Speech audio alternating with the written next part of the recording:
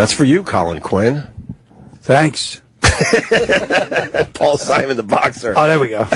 That's how we start today. I like that. Because you're like the New York guy these days. And I love he's on 7th Avenue and the whores. It's like, back in the old New York. That was even the early New York. Like Is that not even Simon and Garfunkel? That's Paul Simon alone? No. I guess it's Simon and Garfunkel, right? Or was that Paul Simon? I got confused because both of them. It's both of them Yes. on that one? Yes. I just pay attention to Paul Simon.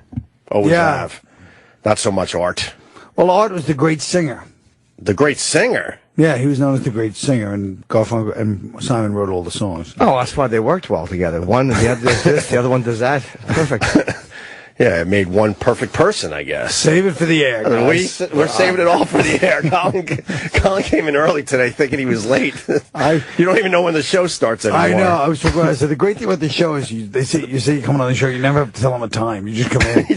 That's a good and way I was to like, be. I got up early. I forgot to roll in. Getting in by 6:30. You guys are already on for a half hour. Yeah. Show starts You're just sitting around waiting for the show to actually start. But I'm happy because I was depressed thinking the show starts at 6. Oh, no. Early. Did you get your order in with Roland? I know you're looking for something like a little New York City crumb cake or something. Yeah, like a crumb cake. Roland recommended a blueberry crumb. That sounded kind of good. And then he was like, do you want to grill it, throw a little butter on there? I was like, well. It's never enough for Roland. No. Roland, why isn't it ever enough? Well, I mean, I think a blueberry crumb cake would be wonderful, but now he has to deep fry it and turn it around and put butter on it. And yes, it's delicious. Because make the inside warm and crispy. So you get the blueberry on top. Yeah. The crumbs on top, too. Yeah. Then the bad middle is now crispy, too, because it's grilled. He greeted me outside with the most furious face I had because he was wearing this fucking Star Wars shirt, and I hate Star Wars so much. You're not a fan of Star Wars? I hate it. Why? I don't know, because I think I was just the age where I was too old to enjoy it when it came out, so now I just hate it forever. I don't think anyone actually hates it. Yeah, I do. You actually hate Star Wars? Yes. Have you seen the whole thing? No, I just saw one.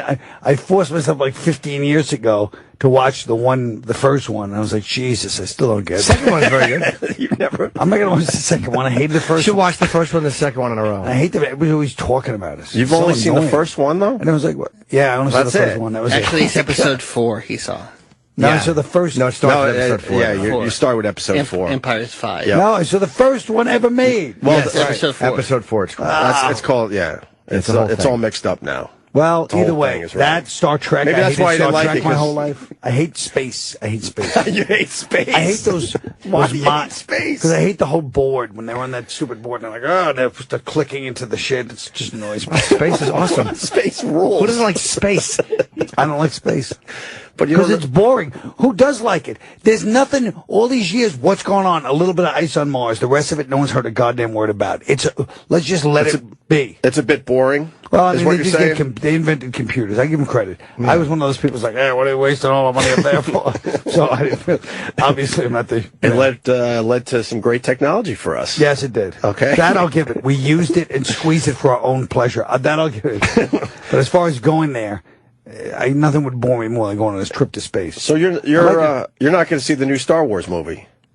No. I'm not a huge Star Wars It's out fan, every but week. Batman, Star Wars. I can't take this. Like being a fucking You little don't kid. like fun. I don't like little kid shit. You don't like fun. I like Goodfellas, stuff like that. Why don't they make another one of those? That would be I can't nice. like both.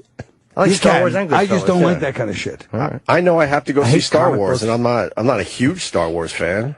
I couldn't tell you half the shit that happened Yeah. in the movies, but I feel like I got to go. Ask Roland just now. He literally said 3 references. It seemed like normal references for Star Wars. I didn't know what he was talking about. I'm very excited to see Star Wars. And what is your shirt? A Jedi shirt? It's Luke Yeah, I see that. as a Jedi. When Who is does it that? The premiere? original Luke? Yeah. Who's that? Harrison Ford? No, Mark Hamill. Oh. When does it premiere? 'Cause I actually have my ticket. Really soon. Midnight the Jim 17th. goes, I actually have my I'm He looking at the date does. right now. I'm trying to see when the date is. I bought. He bought his ticket like 2 weeks ago. He's going to a midnight showing? Something like that. No, I don't know. it's a daytime one, but I just don't remember the date. Probably the 18th. Friday the 18th. Well, please tell me the date and line you're going to be on, so I can hire a couple of street thugs and give you a much-needed sorting out.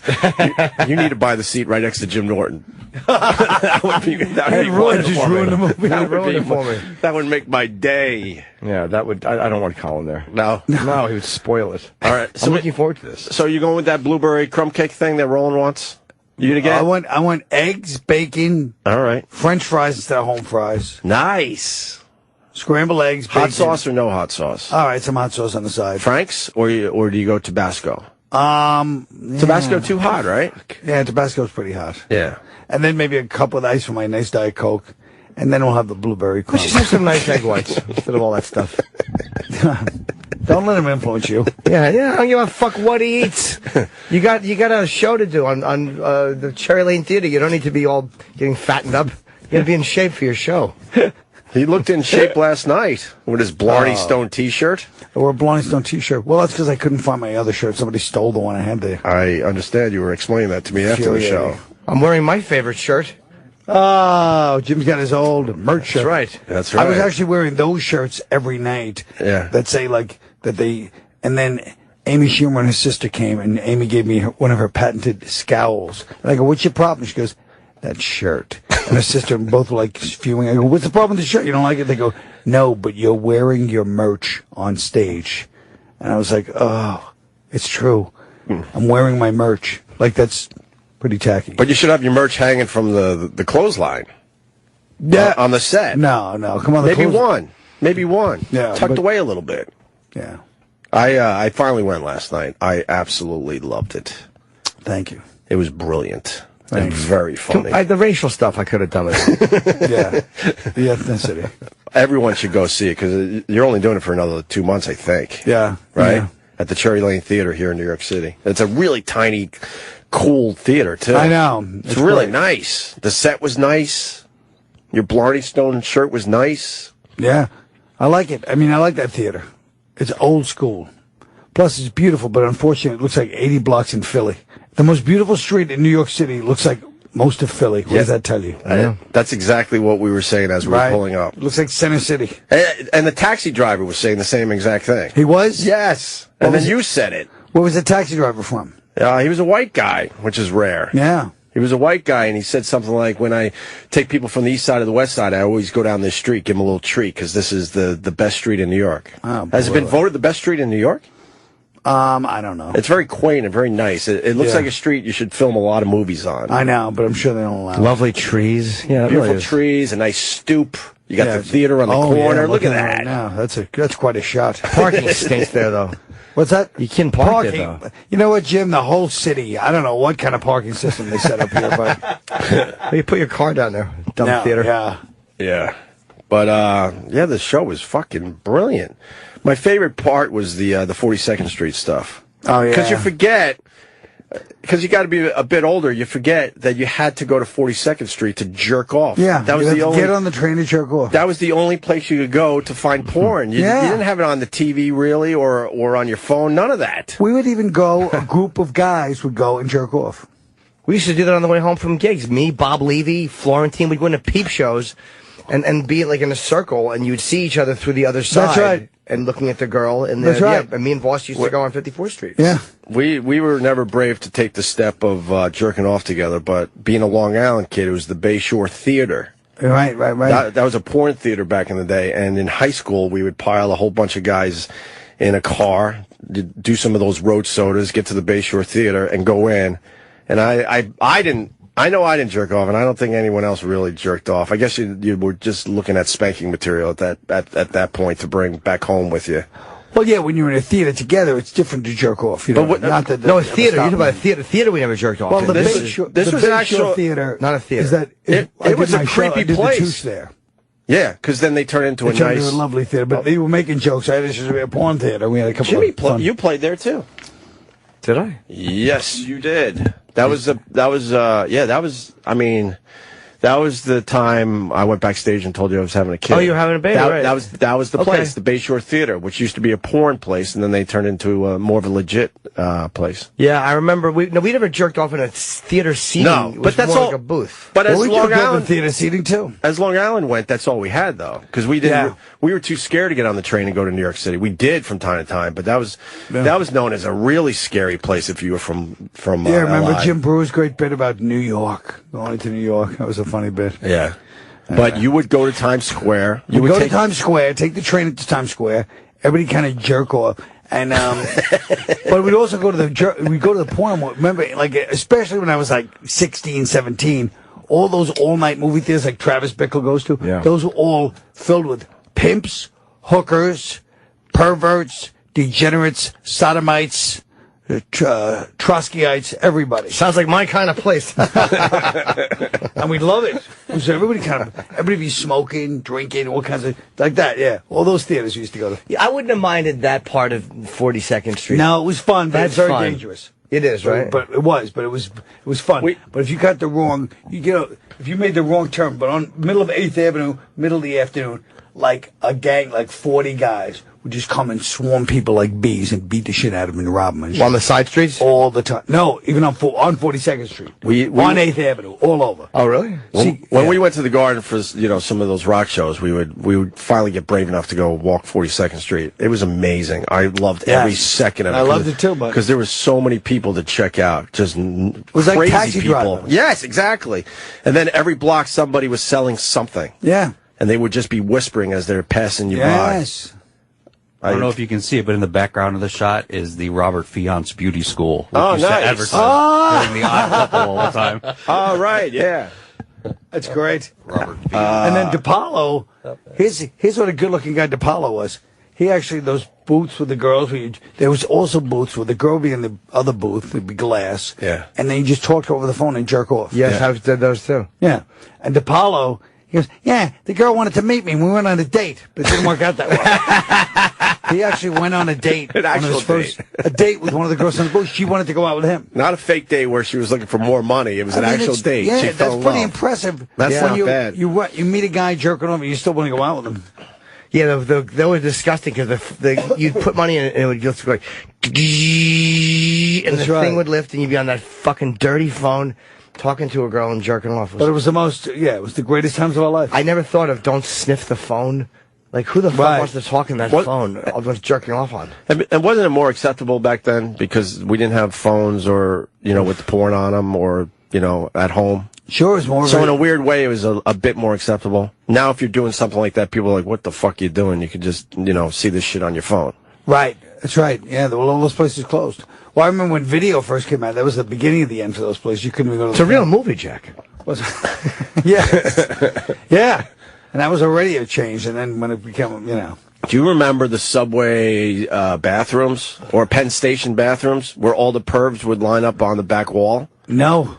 And they would just stand there and just hope to get peeks? At the Penn Station bathroom? Oh, yeah. I remember vividly as a kid, a kid meaning 16, Sure. 17, 18 years old. Out to make a few bucks. And you had to take a leak. You would go in there. It would be the creepiest thing. These people had that dead eye stare, and they would just stand against the back wall, not bothering anyone, just hoping to get peeks at penises. Yeah, but I mean, do they have a different stare? If there was a place we could go where girls took their tits out and you could just stand there, we'd have the same stare. Of course, I guess you're right. They're just a bunch of guys. It's really just you're just pervert shaming. They weren't bothering anyone, No, but they would stand there, and it was like a major turn on for them. You're pederast shaming. Yeah, and then that was another thing they cleaned up as far as New York goes. You remind me of so many things as I was watching the show last night. Well, they put those pesky metal guards up in between the urinals. That really ruined the fucking. Yeah. I made trips boring. Censorship. Yeah.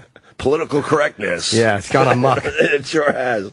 But anyway, I don't know what else to say about that show, Colin. I just enjoyed it, and I hope people go and see it before it goes away. Are you gonna film it? You think? Yeah, I'd like to film it. I mean, it's at this point, if I can't film it, it's a little embarrassing. You got to film because it. anyone films anything. Yeah, you got to film it no matter what. Yeah, even if I have to get a couple of pals with cell phones. Jim, I know you got the iPhone 6. Should make a DVD out of it. Sage advice. Put it on VHS tape for the Sage people. advice. That would be kind of unique. Release a VHS tape. Yeah. Release it on VHS because you're talking about old school New York. Yeah. That'd be a great idea till the first time you had to ship them somewhere, and you're like, oh no, it's $90 to ship these things, and nobody buys them because they don't have a fucking VCR. This was a novelty that was very expensive. It is a cool idea, though. How about it? It looks like a DVD cover. No, you got to go with a VHS. Oh, come on. You really do. Or Betamax, really fuck them up. Oh, hell. No? Oh, It's my Nick Nolte impression. Oh, hell. The thing I did want to talk to you about was the black kids at school. That made me laugh so fucking hard. We didn't have as many black kids in our classrooms out there on Long Island, but still I was able to relate. Where they just come in and just own the fucking place, don't give a fuck, and just make fun of every single little thing. Yeah, just attacking every inch of people. I think one of the lines in your play, you basically said that they would even make fun of the kid who had the crooked desk. Yeah, like your desk is crooked. Well, I mean, who does that? Who does that?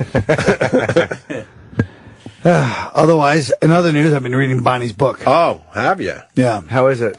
It's very good. I mean, it's really, you can tell the amount of work she did. It's like funny, but it's like personal, and then it's still got those Bonnie little like mean fucking jabs every couple of pages. Yeah. I think I have a copy. I want to read it. I think she gave me one. What I've read so far. It's fantastic. She's a great writer. She's really great.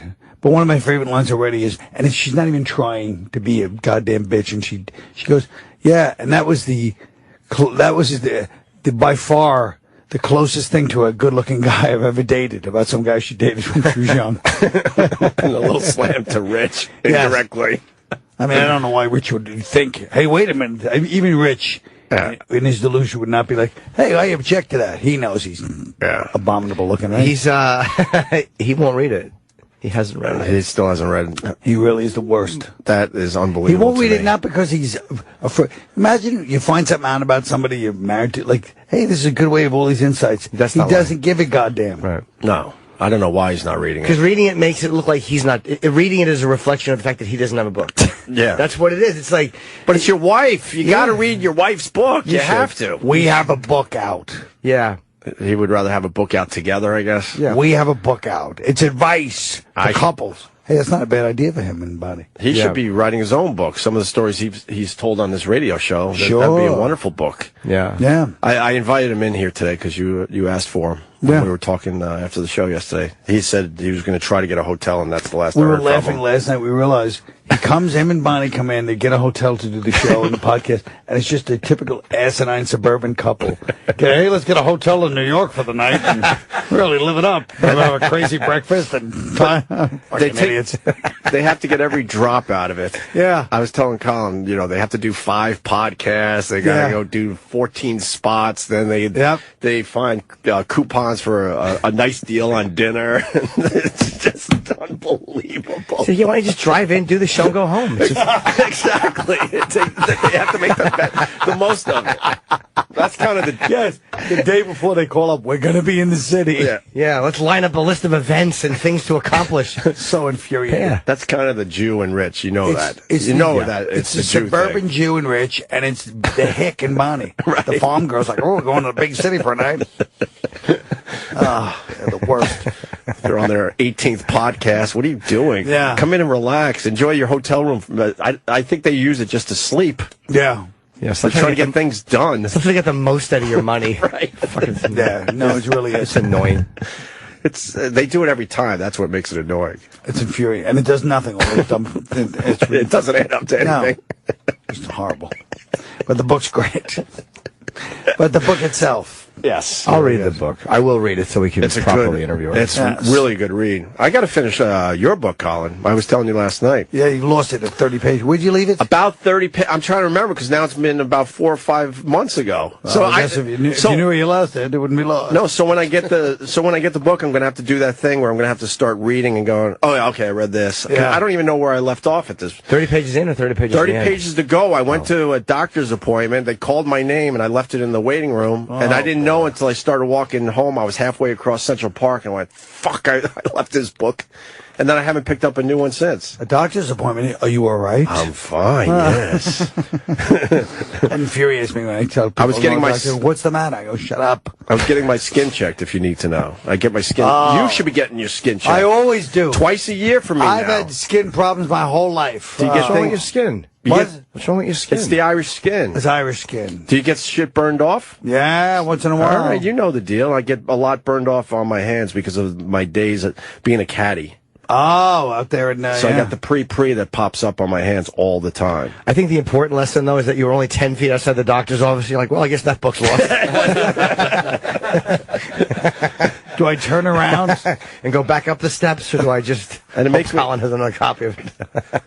It embarrasses my wife because I walk there all the way across the park. It's on the east side, and by the time I'm at this doctor's office, I'm really sweaty. I got swamp ass, and she wants to check everything. She lifts your ball bag. The doctor does? Oh yeah, she even opens the cheeks a little bit. Make sure there's no cancer hiding in there. What kind of doctor is this? Good egg. Look at Mars. A dentist. Why do you love that, Mars? Great, man. And my wife's mortified. She's like, "Why don't you take a proper shower and just take a cab over there so you're in good shape as far as the smells and everything." And I don't give a fuck. No, she probably likes it, the doctor. Yeah. Well, I got something going on because when she looks at the penis, everyone stops talking in the room. What do you mean, everyone? How many people are in there? There's 2 or 3, which is suspicious too. Just in the Penn Station bathroom. It's in the Penn Station bathroom, right? And what does she ever say, like, wow, you got a little sweaty. Were you out there really enjoying the park or what? Well, this is a big, sweaty, girthy piece. I think we all just know it's a mess. It's just a sweaty, smelly mess down there. And then I walk home and enjoy New York. Yeah. I love walking around this city. Well, that's another thing about the city in those days. Literally, Central Park, that was like a thing, like, don't go to Central Park. People would get jumped and beat the balls off in Central Park. I still won't all go the time. up north in Central Park. I'll go walking through, but I won't go north. You remember. During the day, it's ridiculously safe because I do the loops with my bike and. Well, let's not jinx ourselves. You'll get a nice looping when you go up there with your bike. Yeah. Next time we see your bike, will be just thrown into the reservoir, all fucking twisted. Yeah, like fucking My Bodyguard when when the guy threw Linderman's bike into the when Moody hired the big guy Mike. Oh, Mike, Like the big bull guy. Yeah. You would never walk around Times Square, and you would never walk into Central Park. You're 100% right. Central Park was like, but now it's this real safe place. It was like place. a joke on like Tonight Show. It'd be like, well, Central Park. I was like, whoa. Yeah. Look at this picture Otto's Otto's girl put up of Otto when he was a kid. Otto had tons of great stories from his street performing Oh, my days. God. And that's a picture of Otto when he was like 12. Wow. Or 10 even. Wow. Yeah, I don't know how old he is. He's extremely young, obviously. In a phone booth. Yeah. Old school phone booth. That's a great picture. Yeah, then a great shot. Look at the street. There's a lot of great shots of him performing when he was young, and you could just see the background of New York. Like he was in the late 70s, standing in the street. There's not many, but why are there any phone booths at this point? You come across one as you walk around, and it's just extremely strange. Like, who's using those things? Yeah. People need them once in a while. Who? Well, people who want to cheat Homeless on people. their wife or drug dealers. Oh, okay. All right, he answered that question. You see the homeless on them once in a while, like people who. Yeah, but there's no one on the other end when they're on it. They're just yelling. They're just yelling and making believe they're making a big deal, a big Wall Street deal. Yep. Speaking of big deals, I feel like Jim had a rather startling opinion on Zuckerberg's Right away before the show. philanthropy. It annoyed today. me so much. Why does it annoy you? He's doing the right thing, isn't he? No. Zuckerberg's giving away 99% of all his shares. That's not the right thing. That's a fucking delusional idiot. He's got $45 billion. And he's going to give away 99. He's going to keep $400 million for his daughter. That's a tremendous amount of money. You didn't need to say that. But We in know that it's a world, tremendous but amount there's of a money. but though. That's not a period, Bucko. That's a dash. You go. That's a tremendous amount. We all know 400 million is a tremendous amount of But money. not in that world. You're right. I'm just saying you didn't need to say that sentence. Yeah, I probably it really was. asinine. It was wasted sound. But there is a lot in that world. That's not. You know, he should have kept $5 billion or $10 billion for himself. That's just it. Give away $35 billion. You never know what's going to happen. What if you have a giant tax issue and you fucking wind up with some stupid thing your accountant fucked up on and you owe $190 or $200 million, something you didn't see coming. You still have $200 million. I don't know how you spend that. That's a lot of money, but Plus, does he still have money coming in? Oh yeah, he probably does. All right, so he's got $400 million in the bank after he gives away the billions, and then he probably has a huge salary coming in still year after year.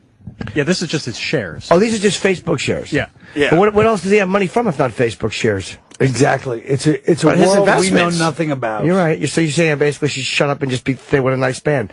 His other Well, I'll tell you investments, exactly- obviously. Exactly. He's just. You don't think there's some whole thing where they're like, hey, and we're going to say he's giving 99% of his shit away. This guy's got 20 fucking lifetimes of God's lifetime. He got it all. You think he's got more than $1 billion saved? Yeah. I would keep a couple of billion for myself. I think he figured this out. I don't think he's taking any type of chance, even with, like you said, 400 million when he should be. He probably still has over $1 billion when it's all put together. Guy could throw his own birthday party for his daughter at NASCAR and rent out the whole place. Yeah, have the president drive. Ah. The thing is, though, his kid's born, and this is the big thing he's doing. You imagine how annoyed she's going to be when she gets to be like 15? She'll be furious. Justifiably so. Yes, that's her fortune. Yeah. How dare he? My fortune. It's actually the most, it's actually, I'm rich. Get the bag, Norton, I'm rich. It's actually the most selfish act I've ever seen in my life. It's awful. Giving away his daughter's thing. Zuckerberg is the most selfish son of a bitch I've ever seen in my life. He's the worst. Yeah. I think everyone will be fine. I think his daughter's going to end up murdering him. Make the daughter work for her own money. Oh, BS. You can never work for that much money. How about that? How hard can you work to make that much money?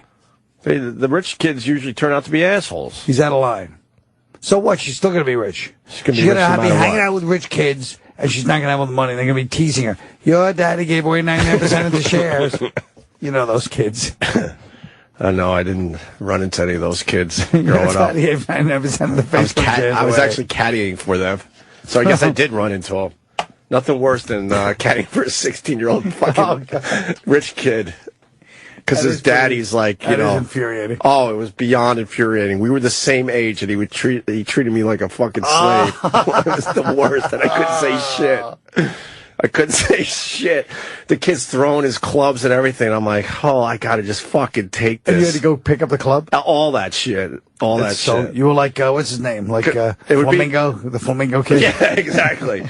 Because, you know, the old man was a good guy, but he wanted his kid to be in this life early. Yeah. Brand new clubs. The kid didn't even know how to fucking hit them. And he would just tee up, and his ball would end up in the woods somewhere, and then he would throw the club to the left. I have to go find his driver, then go find his ball. And he would just really take advantage of the fact that he had a caddy.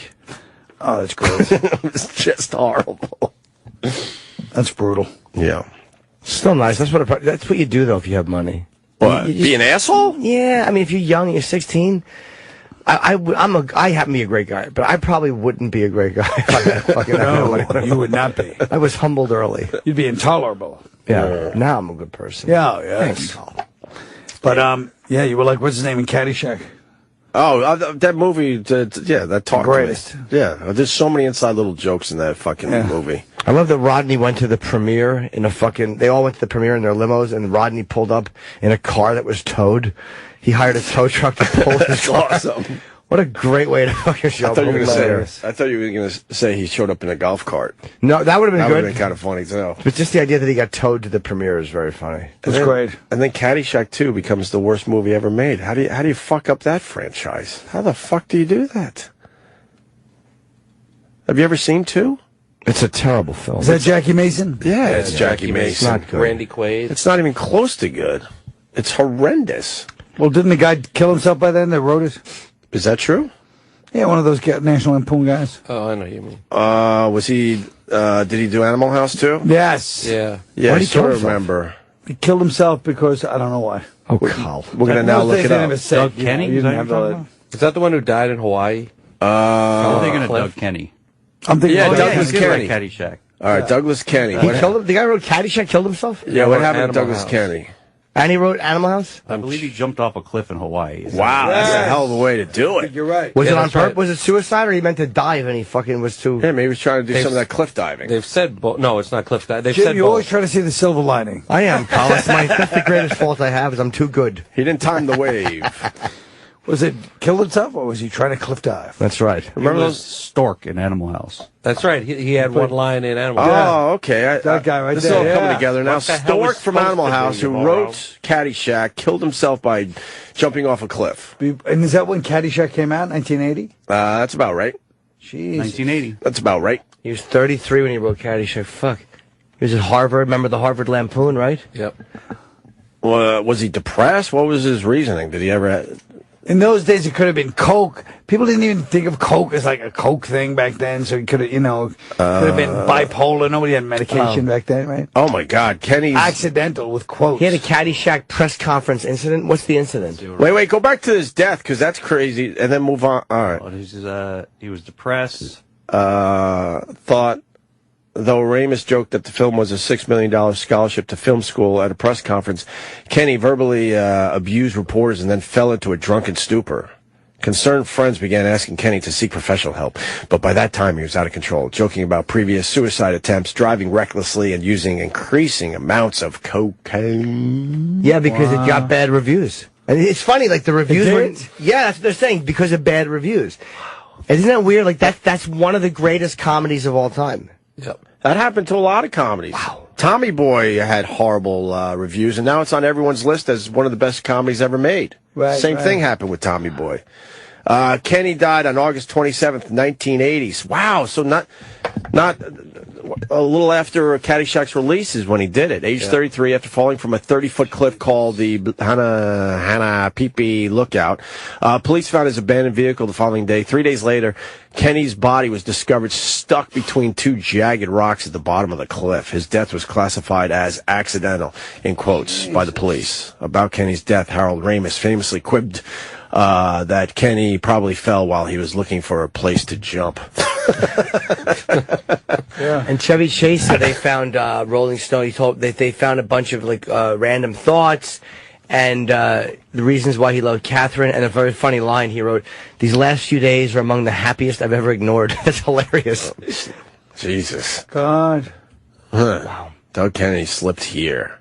That's like remember when Drake Sather killed himself? I didn't know Drake. I knew his name. He was so funny. Was he a stand-up or writer? Stand-up. I knew the name. I didn't write it, but he was a stand-up, and he was one of those real dark, Yeah. And he wrote before he killed himself, he wrote notes, body this way, for the ambulance guys, with all kinds of directions to his body and all these funny notes on his way before he killed himself. He had funny notes for the cops that were going to find his body?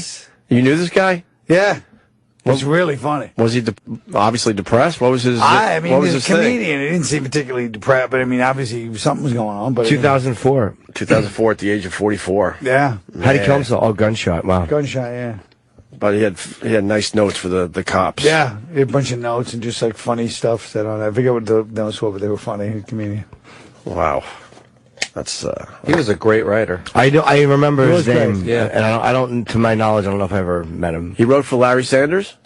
He wrote for News Radio. He wrote for Saturday Night Live. Sanders. Is that how you knew him, Carl? No, I just knew him from stand-up. Okay. He did the Zoolander movie. Right. He was great on Dennis Miller Show. News Radio. That was a great show. News Radio. Ed. He had a nice career going. I did the third episode of this. Yes, you did. One of the ones that really propelled the series forward. Yes, it was. Really? It certainly did. Yeah. How so? I don't know. It was called Friends. I remember saying that. Oh. Friends. Friends. I was shocked that he was our friend. Well, what about Friends? Friends itself, that's no show to take lightly. Oh, you're not kidding. It's easy to knock it, but boy, those guys make a lot of money. They really captured New York, in my opinion.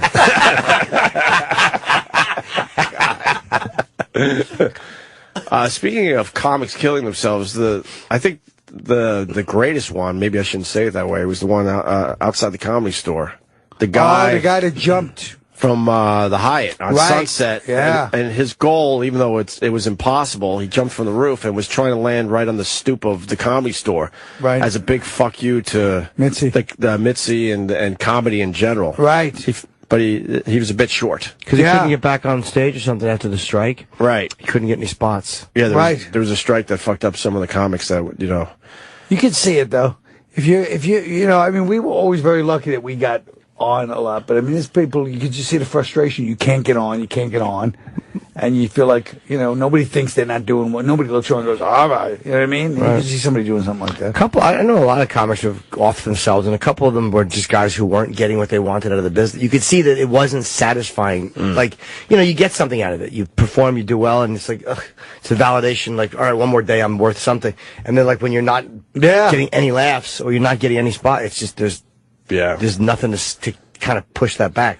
Well, even Bonnie's book talks about bombing a lot. She bombed a lot, and I remember I had identified that. She was saying how much she bombed all the time. But you guys all bombed. Yeah, but some people bomb more than others. Yeah, but in general, that's part of the process, right? Yeah, You got to do some of that bombing.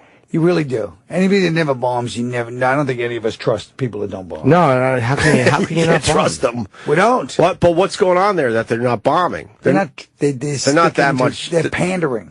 Pandering, it's called? Because they're not they're not better than you guys. No, we think they're worse than us. You have to be doing something. We think we're better than them. Yeah. You have to be doing something wrong to not be bombing as creatively. It's like, how can you never miss? You're never taking chances. You never just kind of. It's all about taking the chances. It's all about trying to get everybody to agree with you, and even if they're not laughing, then they're like, "Hey, we love this guy." Just something about it just strikes sickening. To find the sweet spot, you got to like take those chances. Yeah, you right, got to bomb Colin? sometimes. You know.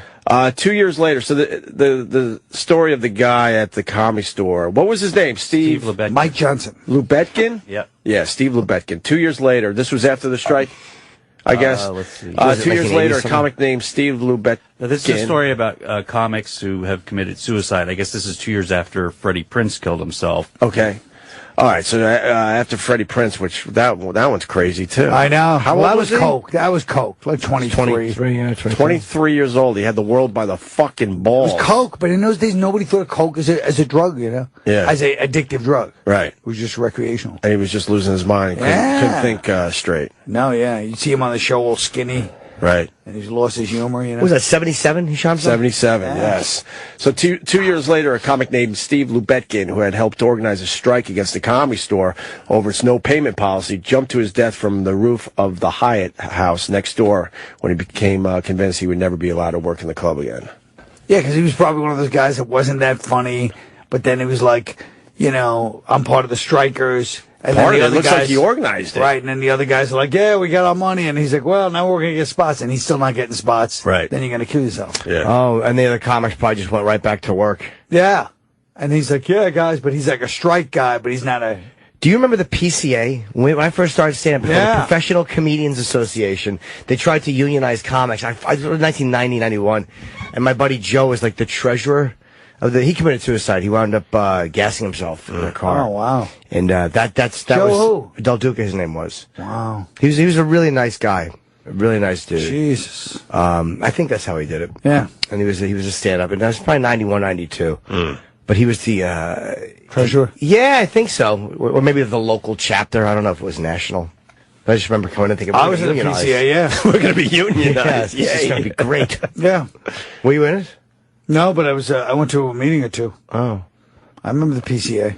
The Jews started the unions, right, Colin? Yes, according to my show, they did. I just want to make sure you know that I was paying attention last night. That. I felt like I was going to get a pop quiz at the end of that thing. Well, but even that shows like there's places where sometimes it's a little quieter than I prefer.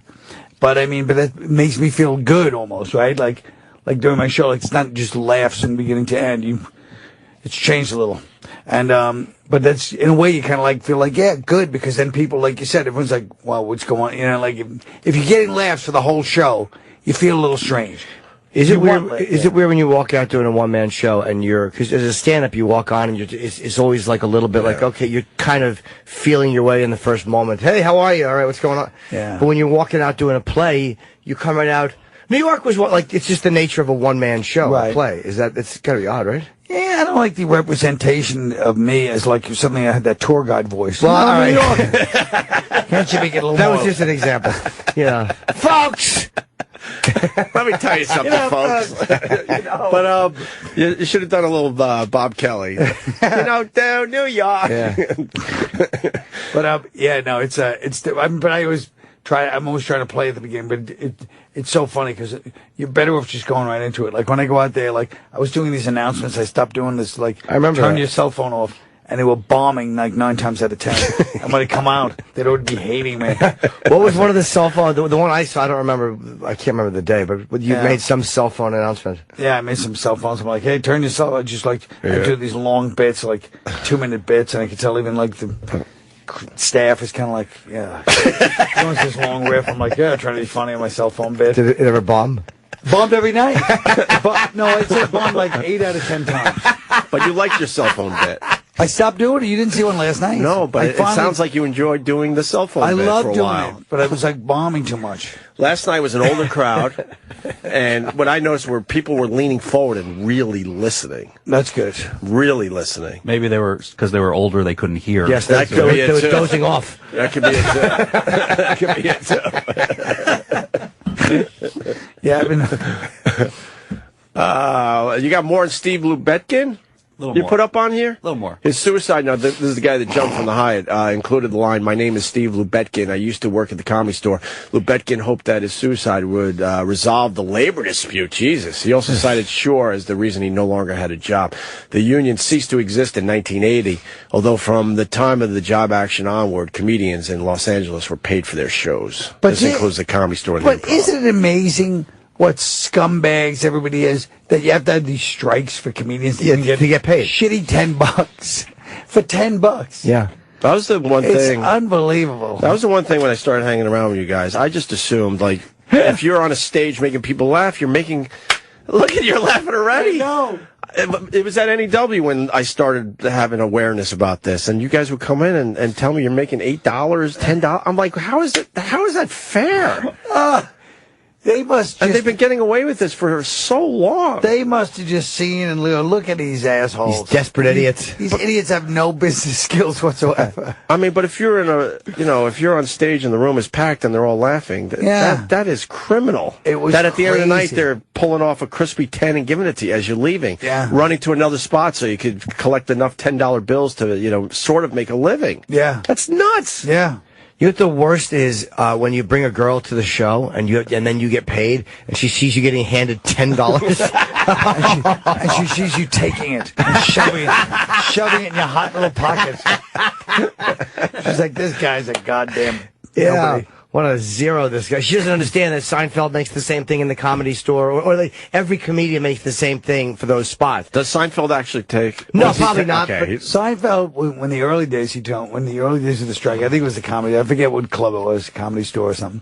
And the guy, they were debating for the money, and one of the owners or something goes, "You guys are not getting $5. You don't deserve to. You're not worth whatever. Kids at my club or something." Yeah. And he never went in there again. Really? 30 years he wouldn't go back in. The Comedy Because Store? That one remark. I forget which one, but it was one remark. But they go, "You guys don't deserve it." And he was like, so he couldn't believe, even at that point, age like 1978 or something, he never went back. That was it. Seinfeld's in the Times today. Seinfeld gets a regular gig at the Beacon Theater. Beacon Theater. So where's I he gonna turned do that down. You turned it down, huh? I don't want too much pressure. How long is he going to do it? Yeah, for like right. a month or something? No, A year. He's doing it once a month Oh, once a month for a year? for 6 Once a month months. for at least 6 shows. Wait, For at least once half a a year. month starting on January 7th So for see at how least it 6 goes. shows. Okay, so basically he'll just keep backing up the ticket sales. So he knows he could sell it 6 times, and then I guarantee you he would just keep doing that if it's Like it Billy continues Joel. to sell well. Yeah. He said he was inspired by Billy Joel doing the garden all the time. How many times did Joel do the garden? He's still there doing it? And How what the is fuck it? do I know? It's a I'm residency. trying to remember. Oh, We're having a conversation I think you're about asking it. me. I thought you might know. Well, you should know if you brought it up. 14 times. You got that New York state of mind, He's Carl. done it 14 times. Well, if you count Shea Stadium. He did that a few times. He broke the record in July. It was 65th concert. 65th What? concert. You were off by 51.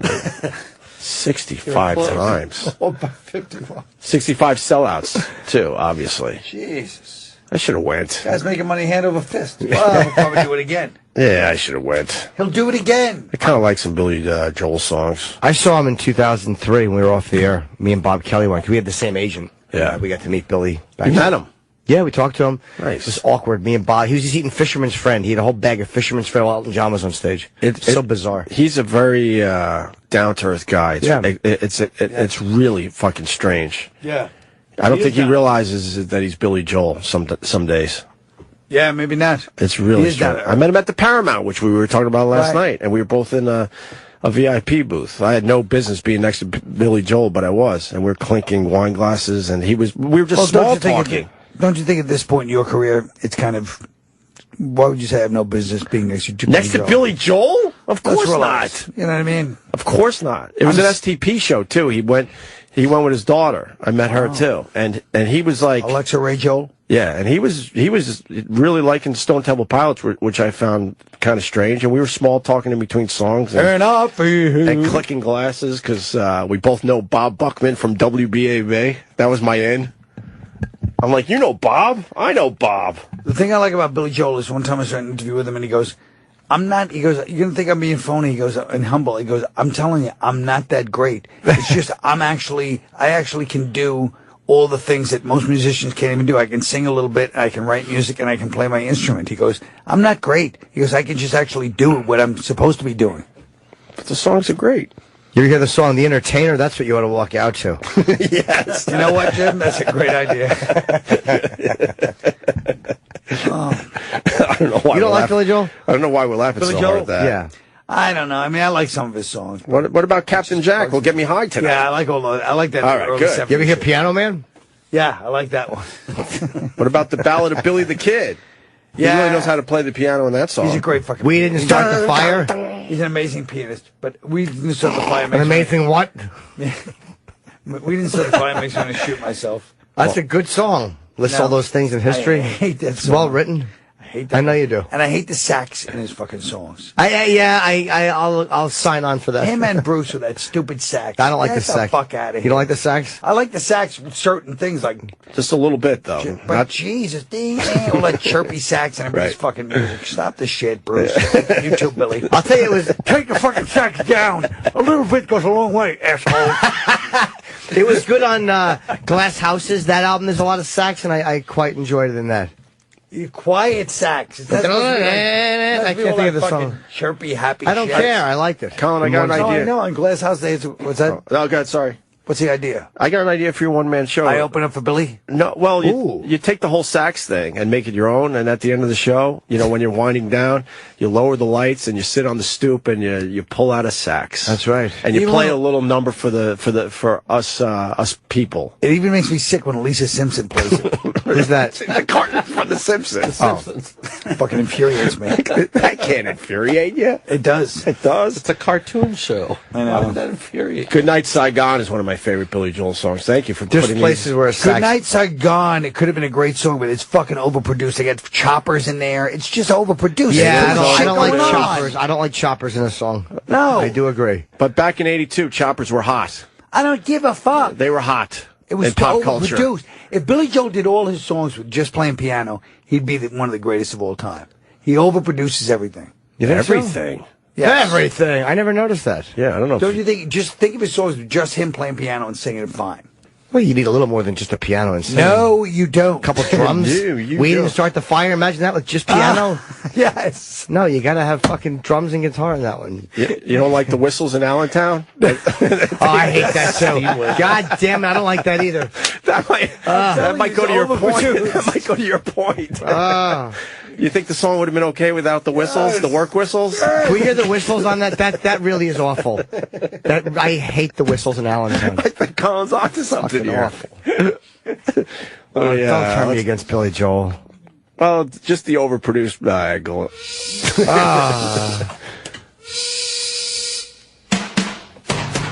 He could have started right there. There you go. Yes. He didn't need the whistles. But the drums you needed, you couldn't just do piano there. But even the way it's like, there's too much sound. Talking to the mic, you're fucking 8 feet away. There's Technique. He's used to being Mike for his one-man show. I know. You got to work a little bit here. You want us to give you a mic so you can just wander around? No, I just think it's just everything he does. It's that fake, like, sort of like a bad Phil Spector thing where they're like always putting too many sounds and everything. They want that wall of sound. It's the same thing that happens with country music. Country music sucks because they overproduce it instead of like just like in the old days, like Hank Williams, they just spare. You ever hear I Stand believe By in Your Man? spare. That's a great song. Yeah, but that's not what I'm saying. Coal Miner's Daughter? I was on a Coal Miner's Daughter loop one night just watching fucking Loretta Lynn and other people sing it. Yeah, It's a really good song. it's a great song. I'm kind of with you. I think music in general is overproduced. It's overproduced. I like I say, a little dirt. Yeah, Some mistakes in they there. overdo it. Yeah. Hear Longest the studio time? noise a little bit. You want to see this is going to sound weird. Yeah. I shouldn't even say it, but Well, this is the right place to say it.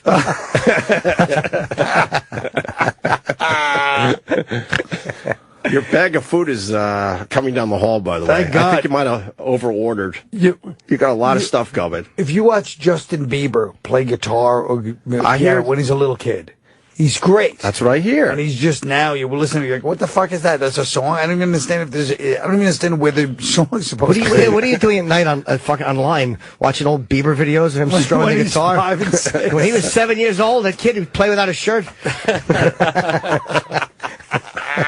Brother Weeze tried to talk me into watching that documentary. When did that documentary come out on Bieber? A few years back, Colin? Is that the one you're referring to? No, I'm just saying online. As Jim said, as creepy as it is, that's exactly what I meant. But I hear the documentary, which has some of the stuff in it, is pretty amazing, and you realize how talented the kid really was coming up. It was great.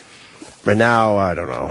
Is he still talented? I don't know. It's all auto-tune now. It's all, like we just talked about, all overproduced. Where's your blueberry muffin? If there's no fucking bacon, I swear to God. There's bacon right in front of you. What is that? Oh, yeah. A whole fucking tin of it. It's the first thing You're you pulled losing out. your mind. I want a cup with ice. You need ice get now? one. My soda's warm now. But he can't bring the ice with the bag. He's bringing you the food first. Now My he's bringing soda's the ice. warm. Yeah. All right, we'll What get are you some arguing ice. about? I said the ice. Give me ice. A little slip for my tongue. Here's what he was talking about. There's the famous blueberry crumb cake Awful. muffin It thing. looks a little... Looks like the Elephant Man's back.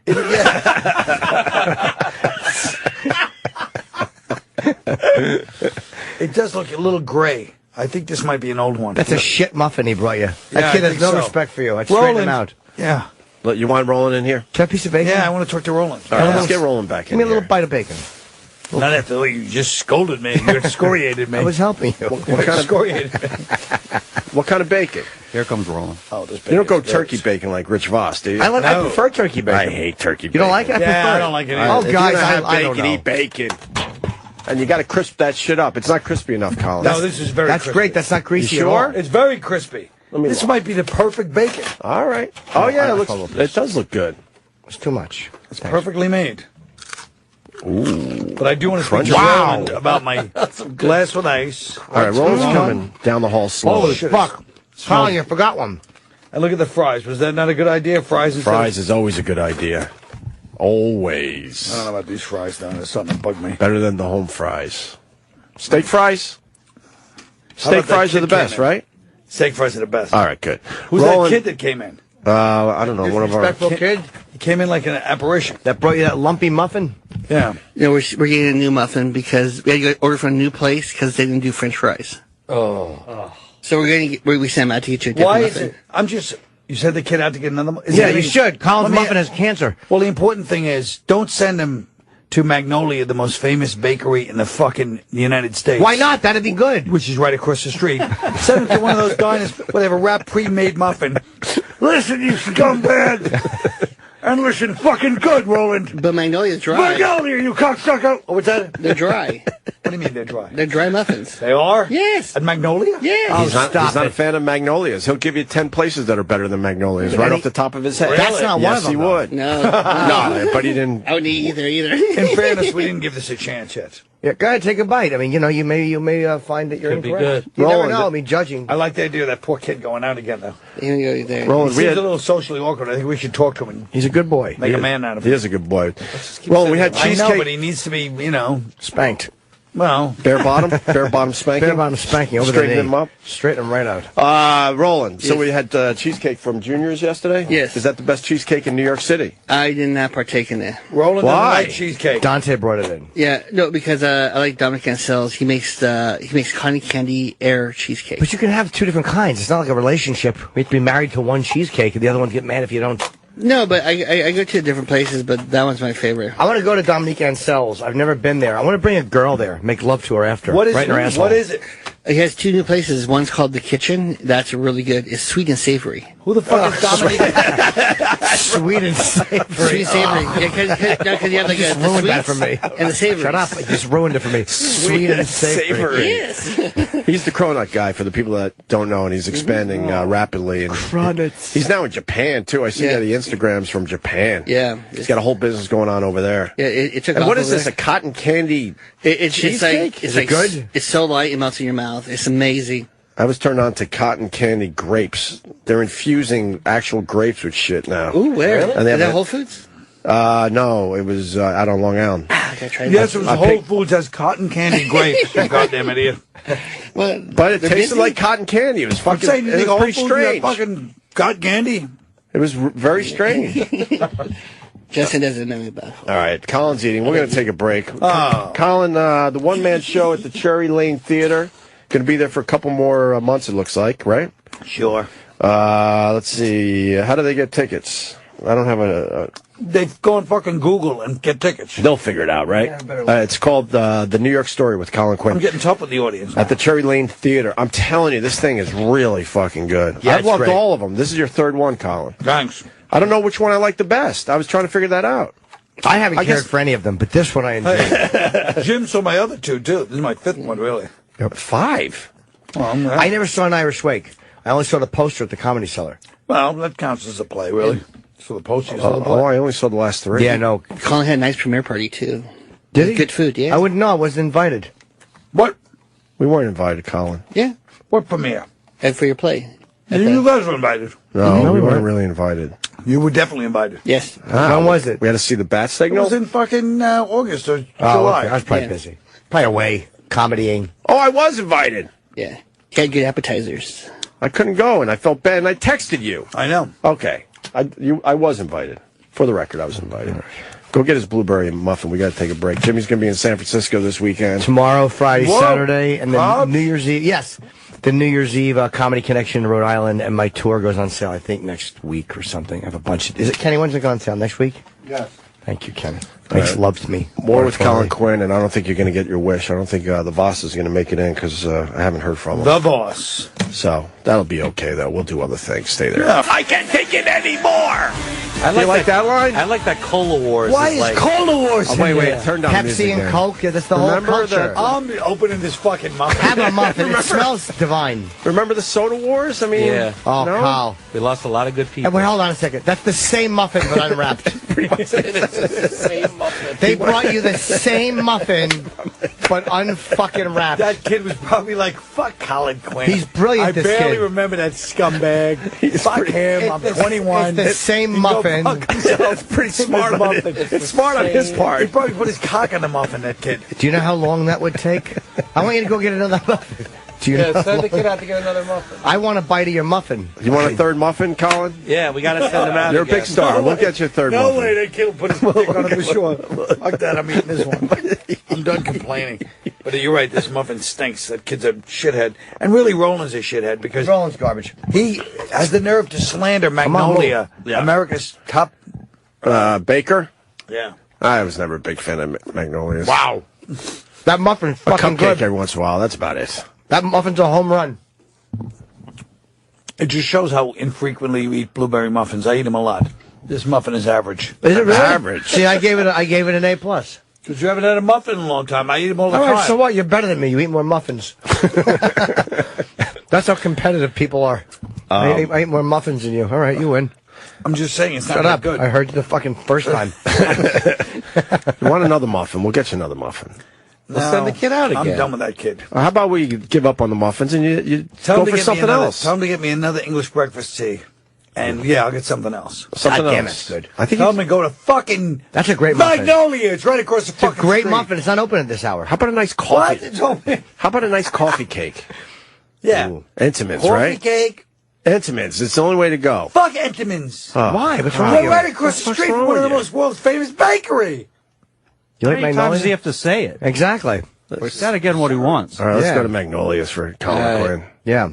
Maybe we'll get some of that banana bread pudding. I do while wish. we're at it. Oh fuck, man! I want some of that shit. Oh man. I do wish I Oh, had. some of you guys love Magnolia. Well, I just want kinda- banana bread pudding. I remember I do love them actually. What the hell is this? We're disagreeing with you. I just remembered I You're do love them. agreeing now suddenly. And they got a nice blueberry thing too. They do. What? And I wasted a bite on this thing. It's like a little blueberry All the pie or kisses I something. wasted in a- on you. In a little tin. You know what that's they do. from? All the kisses I wasted on you. All the kisses Rocky I 3. wasted. No. Oh. It's from That Thing You Do, the Tom Hanks movie. That's what Liv Tyler says to the guy. Oh really? All the kisses I wasted. That's a good line. You ever see that movie? No, but No. I've been meaning to. Oh, it's all about this one-hit wonder. They're called the Wonders. You got to check that one out. It's the Oneaters. It's right. The Well, that's Oneaters. pretty good. That's a guy who's seen the movie a couple of times. To say the Did that go out over the air? Travis just said it's, oh, good. If you don't do the E-Rock where you just whisper to one person in the room?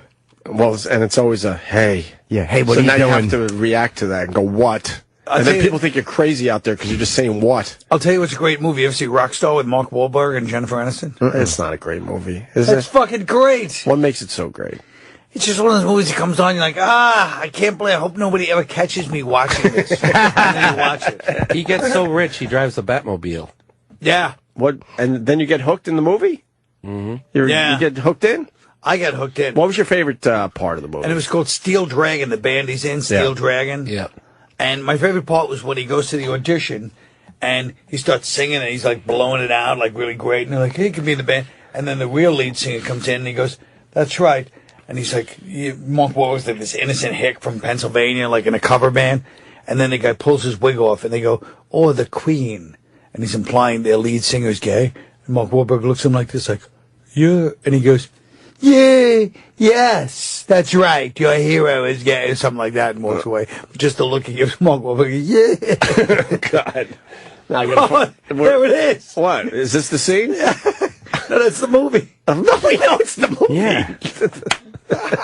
You're amazed that we found the movie? I know, but it was on so quick. Well, we're trying to find that actual scene. All right. Mark Wahlberg's very good. Yes. I saw Colin's one-man show last night, and he had one request to get the Vosses in here, and I got a text message from Rich Voss himself. And what does it say? Oh. Well, hopefully it's a note like that guy left on the rocks in Hawaii. Wow. Mitzi sure ruined my life. Well, it started with me writing him last night after Colin's show. Hanging here with Colin, who's coming in tomorrow and is begging that you guys come in. Maybe an exaggeration, but yes. You were very excited that there was a possibility I could get the now Vosses. I'm reading that would be book, a big booking. And then he wrote, maybe I could get a hotel tonight. We'll try. And then I don't hear from him until like 10 minutes ago. What an asshole. He writes, couldn't come in, doctor's appointment at 2, and couldn't get hotel last minute. Next week, if possible, back to bed. He's always going to the doctor. Yes, he is. Always. Well, he's really an old Jew. Yeah, he's old now. He's worried that he's smoked for 35 years or whatever. Well, it's too late now.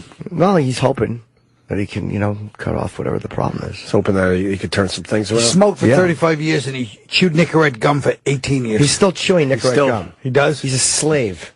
He's over 10 years with the gum, easily. He chews it while he eats. He'll keep it in his mouth while he eats. He's the fucking worst person I've ever met. Yeah, he is bad. He keeps it in between his gum and teeth, and he fucking eats. Well, I mean, it's like those tobaccos are most addictive. Like chewing tobacco is more addictive than cigarettes. They do say that. That didn't really go to further my point that he was stupid for chewing it. You backed him up. Yeah, you're right. I somehow gave a little empathy to Rich Boy's Nicorette addiction. I don't think your great technique works either, shaming and yelling at him. Yeah, but which feels better? You'd be great for you should be an addiction counselor. You're a goddamn asshole. That's right. 18 years. Tough love. Doesn't that feel better than backing him up? Try it. Try some tough love. Saying you're an asshole to his Hey, boy. Rich, I understand it's really addictive, or you fucking weakling. Why don't you commit suicide? You tell me which comes out better. Weakling. Calling somebody a weakling is really hilarious.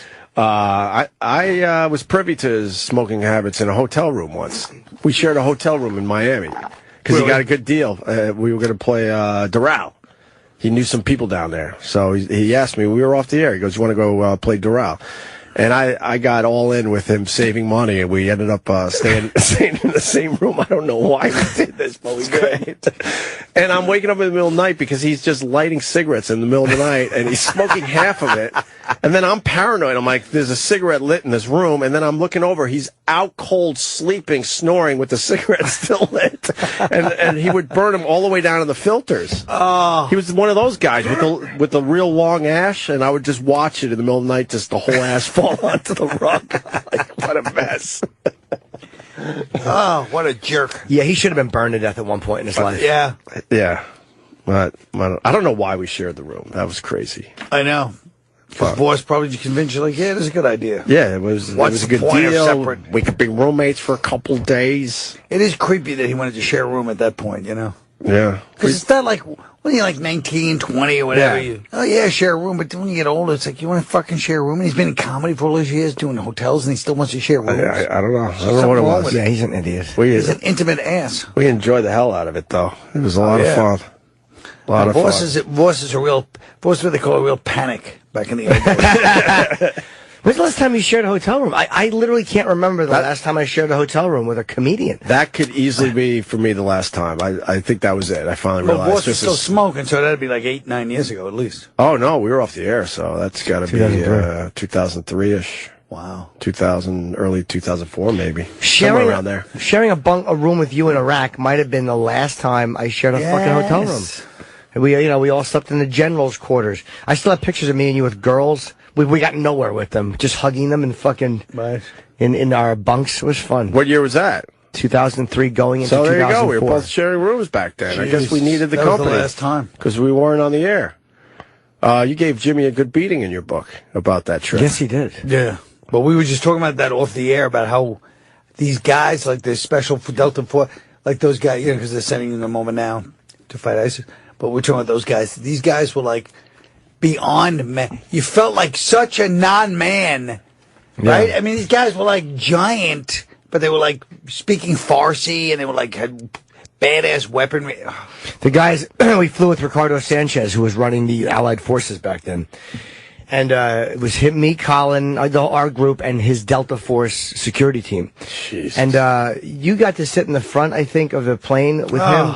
It was... And they land, and the first thing that happens is the Delta Force gets off, and they do that shit they do in the movies. They look around, they all take their weapons, and they point their weapons at nowhere, and then he gets off the plane. It was really amazing to watch, like that non-fake security, because he was legitimately a target. Yeah. But you were around real men. He was a target of the cartels. What made him? Ricardo Sanchez.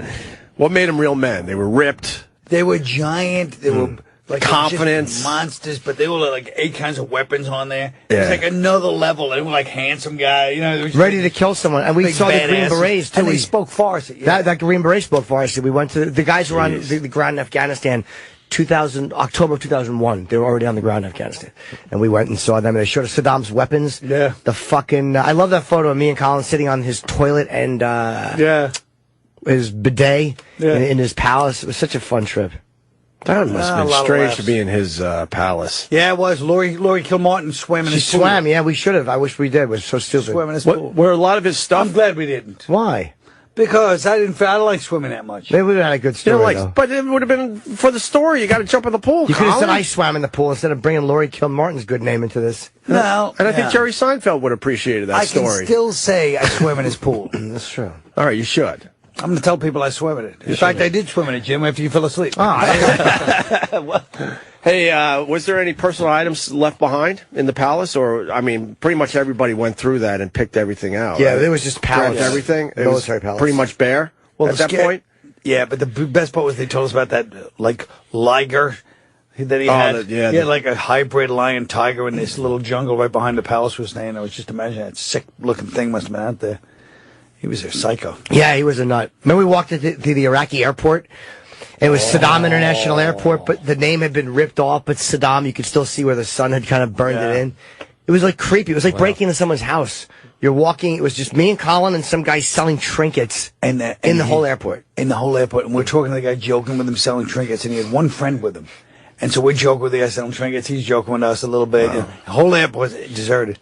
And there's one friend, and I just turned to his friend, and his friend was looking at me with the most hateful...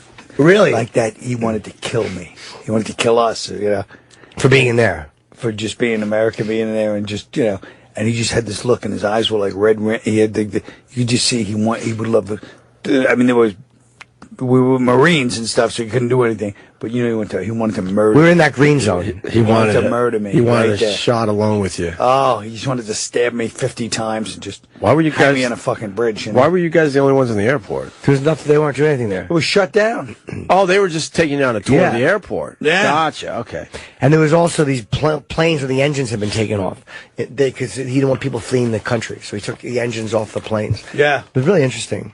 But it was creepy being in that airport. It was 1978 decor. Yeah. Remember that? It was all like Mary Tyler Moore shit. Yeah. Fucking weird greens. You guys got pictures of this? Yeah, I have a couple. I'm sure there are. You should post them. Yeah. Should tweet that shit out. Yeah. Going backwards slightly, we found the scene from Rockstar. Oh. I don't know. It might not work, but I now It'll work. I now need to see this It scene. will work. This is This your scene's favorite. great. This is your favorite scene from Rockstar. Yeah. Okay. She's hot, too. What is she? Jennifer Aniston. Jennifer Aniston's his girlfriend and his manager. Okay. But they're like small town, Pennsylvania, Ohio, whatever. Thanks a lot, Ralph. That's great. Thanks a lot. Uh-oh. Bad audio. Hold on. Yeah, very nice. Thanks. Uh-oh. Lovely. They're blowing. She's auditioning to replace the lead singer of Steel Dragon. So here he goes. He's going to audition, but before he does, the real lead singer comes in, like finding out what they're up to. Hey, man. Thanks for coming. Not too fagged out, are you? No, I don't think so. Did Max, the road manager? Hey, yeah. I saw you in Pittsburgh. You gave everybody backstage pass for me. Yeah, from the looks of you, I had good reason, right? Hi. So we all just saw a tape with you singing, provided by the lovely Nina and Samantha. Hey, Chris. Hey, guys. We were just wondering if the incredible voice on the tape really belongs to you. No, that'd be you, Bobby. You think of bringing some child to replace me, do you? You want to do your own thing. We're going to let you go. What are you doing here? You're firing me. Calm down, Bob. You calm down, you wanker! Because I'm gay, isn't it? Okay? No. I got both my nipples pierced, bought a house in Morocco because I'm John fucking Wayne. Have you ever listened to the lyrics of stand-up, Did you really think that Kim was a girl? Kim was a guy? Yeah, Kim was a girl. He also happens to be my lover, much to the horror of the If we give a toss, you're buggering. Whatever. The audio's off from the lips. Unfortunately. The lips are moving. Bobby, is you don't turn up for recording sessions. You missed half the gigs on the last tour when you didn't show your attitude. Oh, that's fucking Dominic West. Yeah, Dominic West from The Wire. Yep. From The Affair. Oh, the Oh, my God, if that doesn't scare you. He came in to promote The Affair. He did? On the Yeah. show. We love Have you him. watched this? No. I saw for the first I made believe I did when he few. was in, though. I've seen most of them. It was You okay, did? the first few. I just... It's good. It's a little slow, but it's good. Yeah. You should have told us he was in this. yeah, Why? you piece of shit. Because we like The Wire. I know, We but like Dominic West. I know, but I couldn't remember his name. It would have sold the movie for us. I know, but it sold it anyway. You guys watched this scene. You saw what was up. You haven't had your French fries yet, I noticed. Did you really think Kim was a girl? The big reveal is coming up right here. I know, but the audio stinks. Should We we do it can't- anyway? Yeah, but they can't see the video on the radio. Yeah, but so- the audio's That's low. a No, good the point. audio's kind of bad. Didn't you? Drugs? I never touch them. No one does a gig like I do a gig half cut. Not even at your age. And it's bad. 11:30 every night before a gig. That's what it takes. Why don't you just do your own thing? Get your own life. It's like being bloody Elvis. Except Elvis was the king.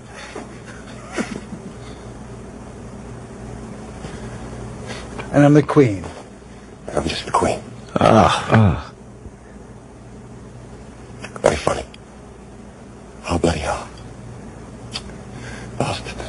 You bastard.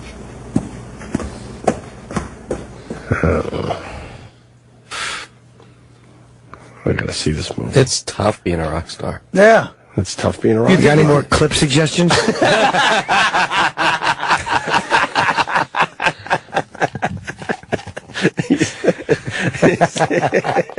Well, guess what? It might have worked if the audio was better. Yeah, it would have It worked. might have. I'm going to blame the audio. Probably not. Probably not. It's his favorite scene, though. It's a great scene. It's great. Well, my favorite scene is him singing now when he starts to sing. Well, we You can't hear. do that. It's not a bad song either. Is it Allentown? No, it's Does better he do than his version of Allentown with the whistles? It's a good song. Here's the whistles. That really is bad. It lets you know where you are instantly. It gives you a sense of place. It's taking you to a place, exactly. Exactly. I don't like sound effects in songs at all. Hello, the video is very good, but I hate the background sounds you can hear. Hello, Between is them- it me you're looking for? Not that one. but that is good. That's another fine hello song. Hello, it's me by Todd Rundgren. That's a good hello song. I don't know that one. Hello, goodbye by the Beatles. That one I That's love. a good one. I say hello. I say hi. You say hello. Whatever. Yeah. Go Doors. Hello. I love you. Hello. I love There you you. go. Won't you tell me your name? There you go. I can do all the. I used to close with all the hello songs. Oh, that's good. Like a big final montage. Before Adele, yeah. Yeah. I'm going to bring it back now. I went and saw Colin Quinn's The New York Story. You're sort of promoting it today, right? Sure. It's at the Cherry Lane Theater. I don't know it. I don't know it. I don't know. I don't know if he wants me to promote it or. I love promoting it. Okay, I think everyone should go see it. It's brilliant. It's funny. It's Colin Quinn. It's a damn hit. It's a beautiful theater, and it's on the nicest street in New York City. Yeah. Right? Yeah. And you were talking. You reminded me of something else in the one-man show. We talked about the porno theaters. That was the only way you could jerk off back when we were growing up. Yeah. We didn't have our phones. That's the only dirty part in the show, folks. I don't want you coming there expecting a bunch of goddamn jerk-off material. I have to tell crowds that all the time. Why? Why? It's a dirty show. It's not a dirty show. It's the only dirty moment in my whole Smut career. peddler. It's an extremely dirty show. It's, dare I say, almost X-rated. Yeah, right. Yeah. But a brilliant point. Back in the day, we didn't have our phones or porno at home, and you had to go to Times Square to jerk off. Yeah, yeah. I thought that was very, very smart. Yeah. And then you also talked about the no radio thing in cars. I forgot about that. Yeah. You would walk around New York City, and for the thieves, you would leave a note that said no radio. Yeah. That's right. And even if you had a radio, you would leave the note that said no radio. Well, that was kind of in bad taste, actually. You know, if you had a radio, you shouldn't do that because instead of for everybody else. Yeah. But yeah, the car thieves would listen. The funny part was they'd read it and then walk on. Yeah, like they would actually read the note and believe you, and go, oh, okay, this doesn't have a radio. When did people stop stealing car stereos? Because they're nicer now. They're just so built into the car you couldn't get them out anymore? I guess I guess it's just harder to get at them because you don't really get a custom radio anymore either. You know, what you get from the dealers. Right, usually pretty good for most of us nowadays. Yeah. But I remember walking down Central Park West and car after car would have the sign, no radio. Yeah. Because they were just smashing. I remember I had a Ford Bronco in like 1992. And I parked it in Bay Ridge, and my cousin goes, "Don't leave it overnight." I go, "I'm only leaving it from 3 in the morning to 7 in the morning." And I gotta. He goes, "Don't do it." I drove it from LA, and he goes, "Don't do it." I go, "It's 4 hours." I left it. They got it in 3 hours. They stole it? Yeah. Did you ever get it back? He knew. Did they leave anything behind? They took the whole thing? Took the whole thing. Did you ever get it back? Ford Bronco was a big deal in those days. But yeah, they just literally it was like it must have taken like 2 hours. 3 hours. Were you sad? No, my cousin told me, but I felt you had to be sad though. I felt like he must have known the guys though. He was probably in on it. Yeah, maybe. Yeah, he's like, "Don't leave it. Where are you gonna leave it?" Yeah. Oh, 74th between 3rd and 4th. Yeah.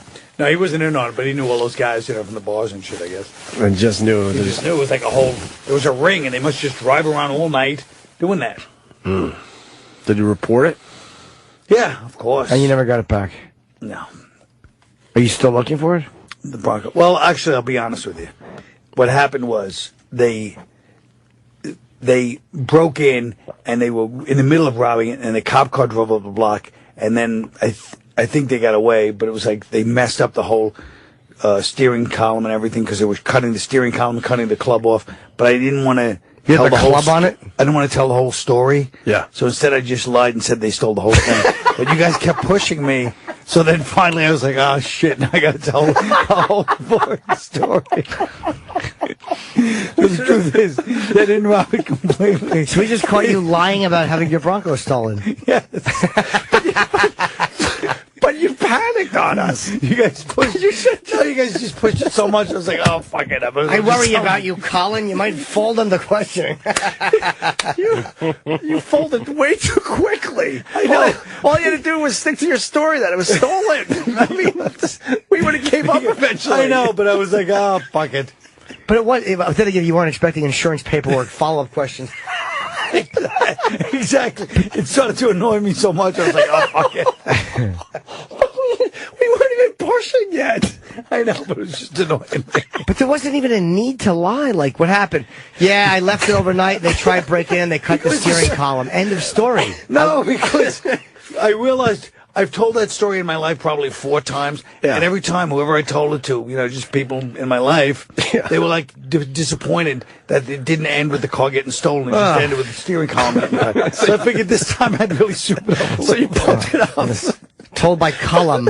Yeah, that's a Column story. Column told the Column story. What a creep. Go get coloring book. What a terrible thing to lie about. That's Column. That's so... I love how you just folded it all. Oh, my God. What's wrong with you? I know.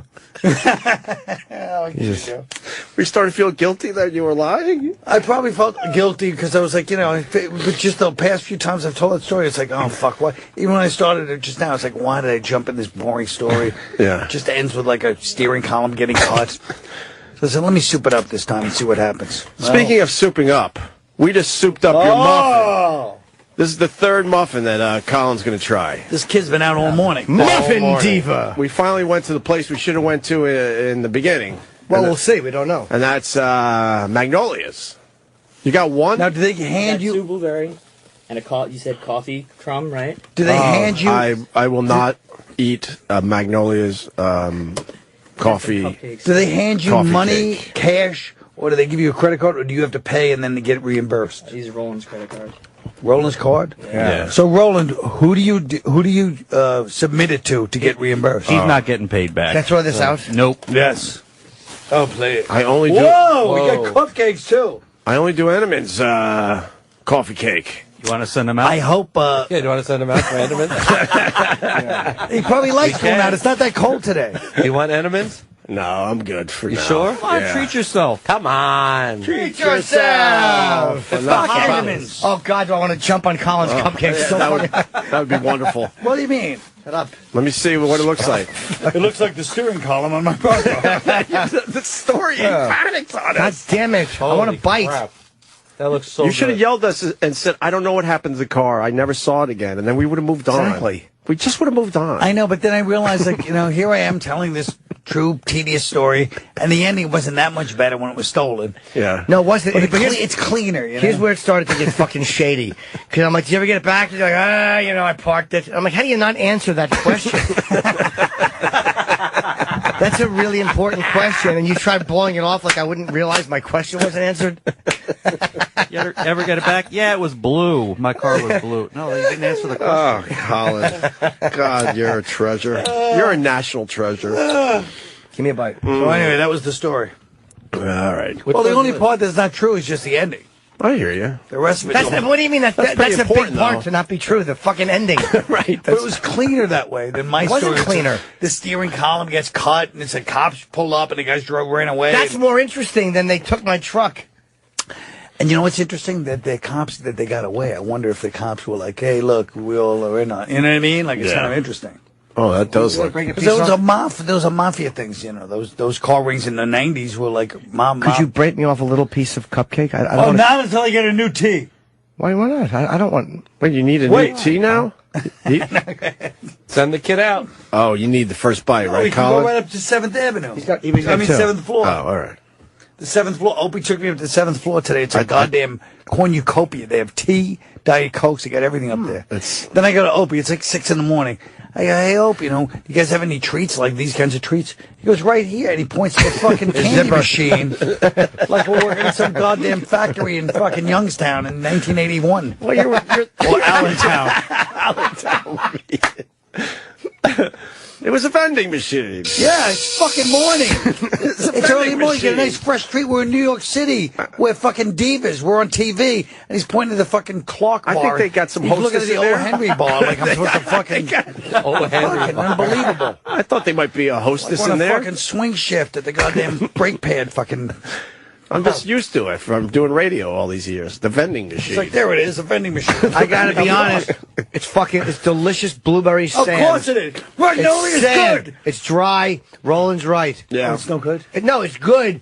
But dig your fingers into it. Take a piece. So where do we send the kid I'm going to next? save it until I get my Just tea. fucking take one, you OCD idiot. There's 2 of them. You got to wait for your tea? It's dry. I like the tea. Well, the It's tea... like it's like you're eating Lot's wife. I had a real high hopes for that joke. Why, because of salt? Yeah. No, because she was a blueberry muffin. Of course, because it was salty. That joke killed in the Bible Belt. I really had a high. It was a salt joke. I really thought I had a home run there. How is It's it? dry.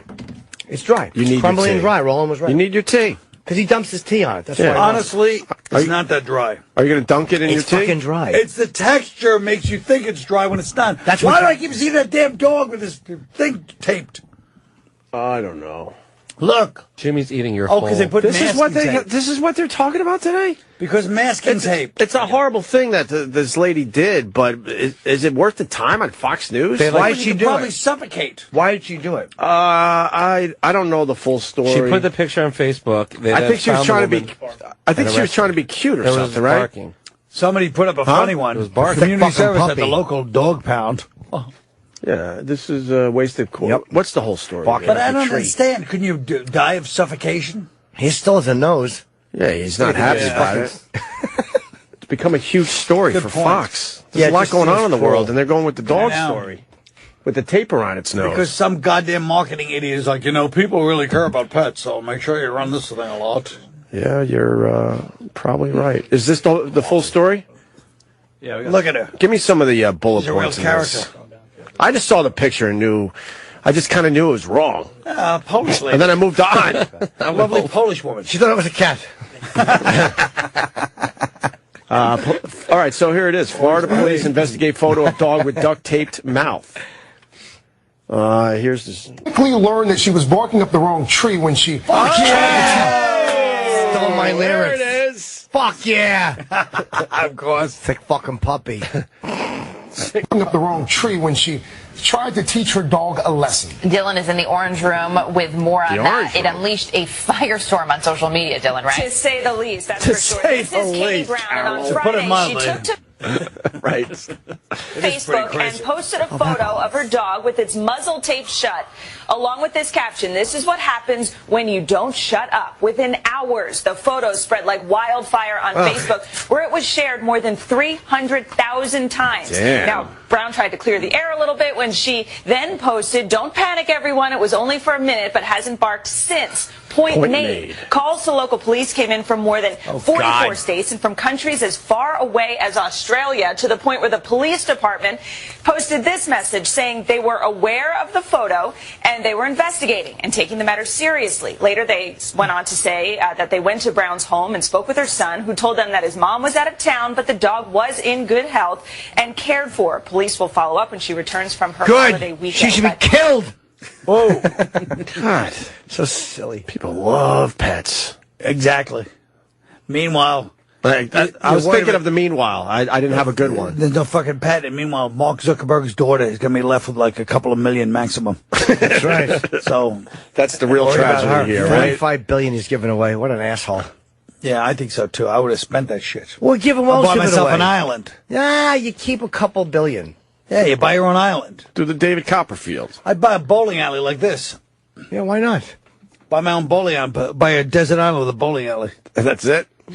Pretty nice. That would be pretty sweet. And a helicopter. I wouldn't mind learning how to fly a helicopter. How hard could that be? Bill Burr did it. What? Yes, he flies Where have you helicopters. been? What? He flies helicopters. And he's been You want doing helicopters? Hold I'll show you the fucking helicopters. phone here. Yes, He does solo flights and everything now. he does. What the hell is going on? Bill Burr has a helicopter, No, he rents them. and he flies his own helicopter. He's been flying solo That for son of a bitch. a bit now. Yeah. I didn't know you could fly solo. I thought they always need a co-pilot. He went through the whole thing. How long does it take? He's done a lot of training. Couple days. You think Bill 3 Burr? days. You think Bill Burr could teach me, so I don't have to go to school? Oh, I would love that. Save the money. Save the money. Because every time you guys went up, we have the potential for 2 birds with 1 stone. The old 2 birds with 1 stone. I can't believe it. Bill's flying around his helicopter. Yeah, yeah. Meanwhile, what a sucker. He's in L.A. If he had a helicopter in New York, he'd be flying over beautiful New York. He's flying over nothing. He goes to Catalina Island. It's not the same as New York. And then he checks out some of the mountains out there. By the way, Yes, And the it all Pacific looks the Coast same. Highway. Yeah, exactly. It could be New York, flying around seeing beautiful sights. He checks out downtown L.A. a little bit. Yeah. cops Not the arrested that woman. That's simply a social media pushing for an arrest. Yeah. same. Yeah. She's just trying to be fucking funny. Social justice warriors. Yes. Warriors. Yeah, I mean, you don't even know if she just put the tape on for a quick second just to get the dumb photo out there on her Facebook page to get her clicks in. Don't get me wrong. Yes, she sounds like an annoyance. Yeah. She sounds like a real real character. I would imagine. Like, I got this. It's like, shut up. You're not funny. Try too hard. I bet you she actually takes care of the dog. But I know, but she thinks she's funny, which is a bigger crime than the dog. Oh, so she should be arrested for that. For trying to be humorous by going, hey, here's what happens when you don't keep your mouth shut. The comedy police. Yes. Yes. And say, miss, are you, well, I don't know. I mean, you made one person laugh, and you tried 18,000 jokes last year. Get it to your head. All right, we're going to eat crumb cake. We got to take a break. Colin, what else are you promoting? That cop show. I'm hearing second season. I'm hearing good things about it. Oh, my God. I was watching the other night. Your boy Jimmy. You see his episodes. Nice. Now, are you working on the first one or the second? Well, I'm working on the second season. When does the second season hit? Episode that I shot. Second season is it comes out in January 30th, I think. Oh, we're almost there. Or 26th, yeah. All right, so right when the one-man show starts wrapping up. I know that a lot of you listeners, January 26th sounds far away, but it's right around the corner. You'll be surprised how fast it comes up. It's almost right there. And where do they go to see that? I forgot the website. I'll be honest. L Studios. L Studios, that's right. Just Google Cop Show Season 2. It pop right up. Can they still see Season 1 at L Studios? Oh, Season 1 you can see. It's at your beck and call. I mean, geez, just go on YouTube and it'll pop up, probably. It's great. It'll pop up, probably. Not a good plug. No, not a good plug at all. Why don't you eat your fucking muffin? Because I'm waiting for that tea. He needs his Where's tea. that goddamn kid with my tea? He's fucking taking his sweet time. He really is. This kid's up to no Crawl! Like you crawl for the fucking tea. You're suspicious of this kid, aren't you? I'm suspicious of him, but also you're gonna bring the tea on the break, and then I'm gonna the tea's gonna get cold again. Why you think you drinking tea on the air is the event? Just drink it in the break. No, because they're making me wait for the muffin on the air. No, you don't have to. You don't have to eat the muffin on the air. Yeah. No, you can eat it now. We're done with the muffin, and the tea's coming. Yeah, we're just looking forward to your next lie. Yeah, exactly. Now I have to go back and examine all his story. He's probably not even friends with Seinfeld. The whole thing was made up. Just annoys Jerry. Just had to pump up his relationship with Seinfeld. Yeah. I realized that it wasn't actually a breakfast that he had with Jerry. I saw him out one time as Jerry was eating with someone and Colin just sat down. That's going to make me laugh all day. How you just folded so quickly. Yeah. We weren't even pressuring you. I know. Creep. I don't like to lie, but I just, I felt like that story needed something. All right. Colin Quinn, the New York Story. Like I said, I finally got to see it last night. It was brilliant and funny. It's at the Cherry Lane Theater through January 31st. Yes. Yeah. It's a small theater, so get your tickets and go. Yep. You will not be disappointed, I promise. It's great. And get there early, because you get to hear a lot of nice New York songs. Yeah. Hilarious announcements. And no, he doesn't do that anymore. I didn't get that. Yeah. And by the way, they snuck a Billy Joel song in just to harass me. The fucking Which one? Huh? the crew. That one about Miami 2017. Yes. Oh, Seeing the Lights go out on Broadway. Go out on Broadway, right? Yep. Yeah. That's coming up, man. It's 2017. Something that's really scary. Something to think about. Is that going to be a thing? Might be a thing. And Jimmy's going to be in San Francisco. Tomorrow, Friday, Saturday at San Cobb's. Francisco, sweetie. Fanny Franny. And then New Year's Eve, Providence. I got Birmingham, the Stardome, Tampa, Scottsdale, Louisville, Fox Theater, Austin, Vegas, a whole shitload of I don't like stuff. you said Louisville like the natives. You're right. Louisville. Yeah. What a jerk. Yeah, you're right. That was fucking despicable. You're right. You're right. I should have said it the way I would normally say it, instead of trying to sound like I'm a traveled man. Like, well, the natives call it Louisville. Shut up. This is Opie Radio. Back with Colin Quinn, the star of the New York Story.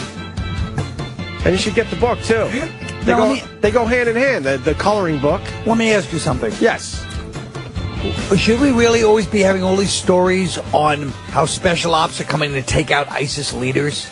Doesn't that kill whatever little element of surprise could actually be left in the world? I am 100% with It's you. infuriating to me. They have no problem announcing that. People keep talking about it. Yeah, just do it. Don't tell us what you're doing. Tell us you're not doing it. This way ISIS will be like, okay, we can relax. Damn it. Wow. But who's guilty? Is it the government or the? It's just the whole. I guess everybody. The government should shut their mouths, and then the media, if they find out, the media will be like, "Well, there's a mouths. scandal. They didn't tell us they were doing this." Right. Yeah. What was the one battle back in the day where they announced it a surprise? The Battle of the Bulge. No, I was thinking the exact same battle, and I was ready to say no.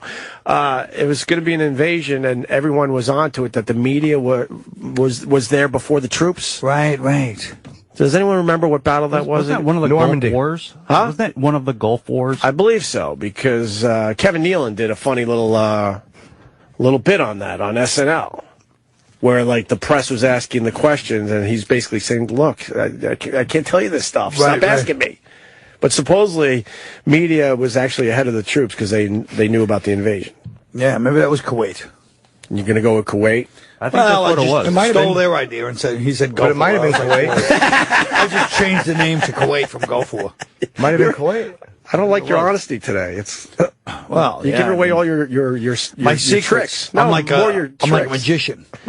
I took an interesting story about a wheel getting cut and cops possibly letting car thieves go and turned it into a boring one about my car just being that. Yeah, I know. You got fucking lazy at the end of it instead of telling us the details. Not only that, but I remember the pain in the ass to get the car fucking steering wheel replaced, the column.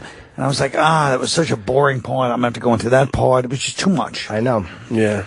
But I couldn't drive it. I couldn't even drive it. All right. Well, you got it back. Yeah. And you know what? You're right. And you got your tea now, so you're I got my happy. tea, and let me tell you something. I don't care what anybody. You can slander Magnolia. It's I was nice eating this. tasty. Oh my God, it's delicious. How come you're not eating the fucking blueberry the one? crumb one, because Norton stuck his entire finger, like Edgar finger, right through the whole of the fucking thing. No, it was Chip. No, it was Edgar's finger. Edgar's Isn't Edgar finger. known for like a finger thing? He touches like that. Yes, I think exactly. I think Edgar's finger would be worse than Chip's finger in your food. Yeah, then Honestly, yeah. Yeah, I you agree. Although Uncle Paul would be honestly Uncle would be Paul the would worst. be the worst. That would be the That's worst very finger, bad. okay. Not like Desitin.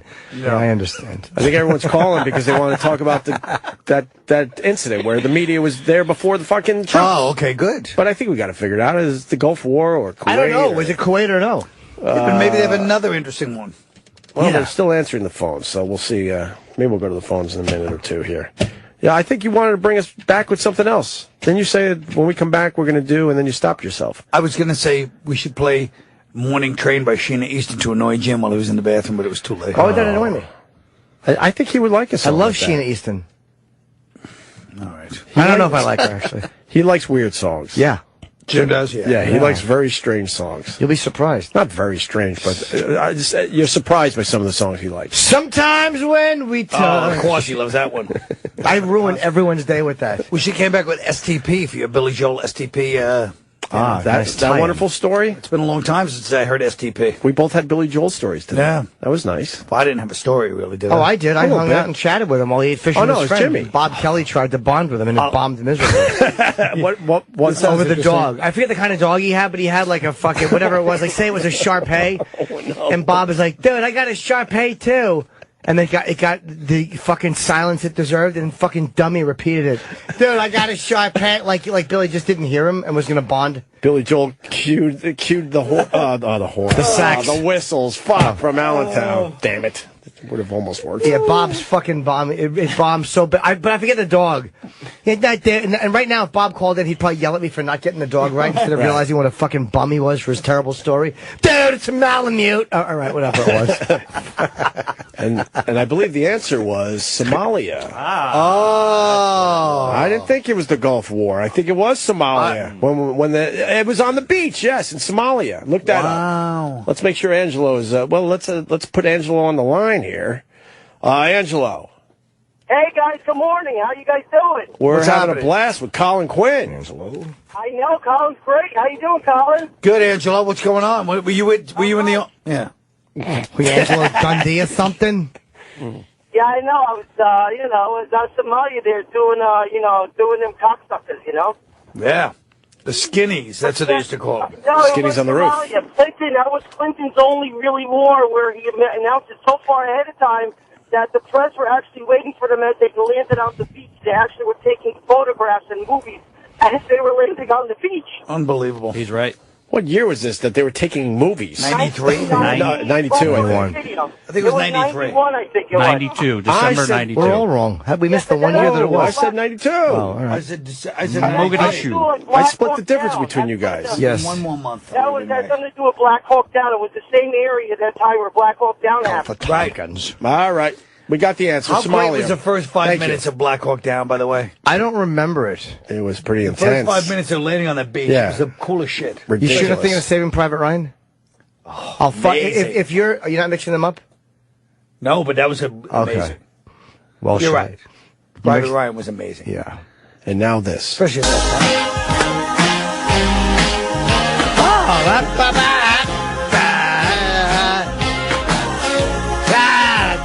It stinks. Oh, you don't like it? No, I don't. Stinks. Fucking lousy song. It needs a sax. It needs some more sax. Why do you have your fucking... Oh, I see. You threw something in the tea. Okay. Yeah. Oh, that's UNC police breaking news, possible armed person on campus. Jesus. Mike Krzyzewski. That's a Duke UNC joke. Oh. No reports of They're shots rivals. being fired. UNC police possible armed person on campus. Jesus, enough of this shit. Yeah, it really is getting fucking crazy. All right.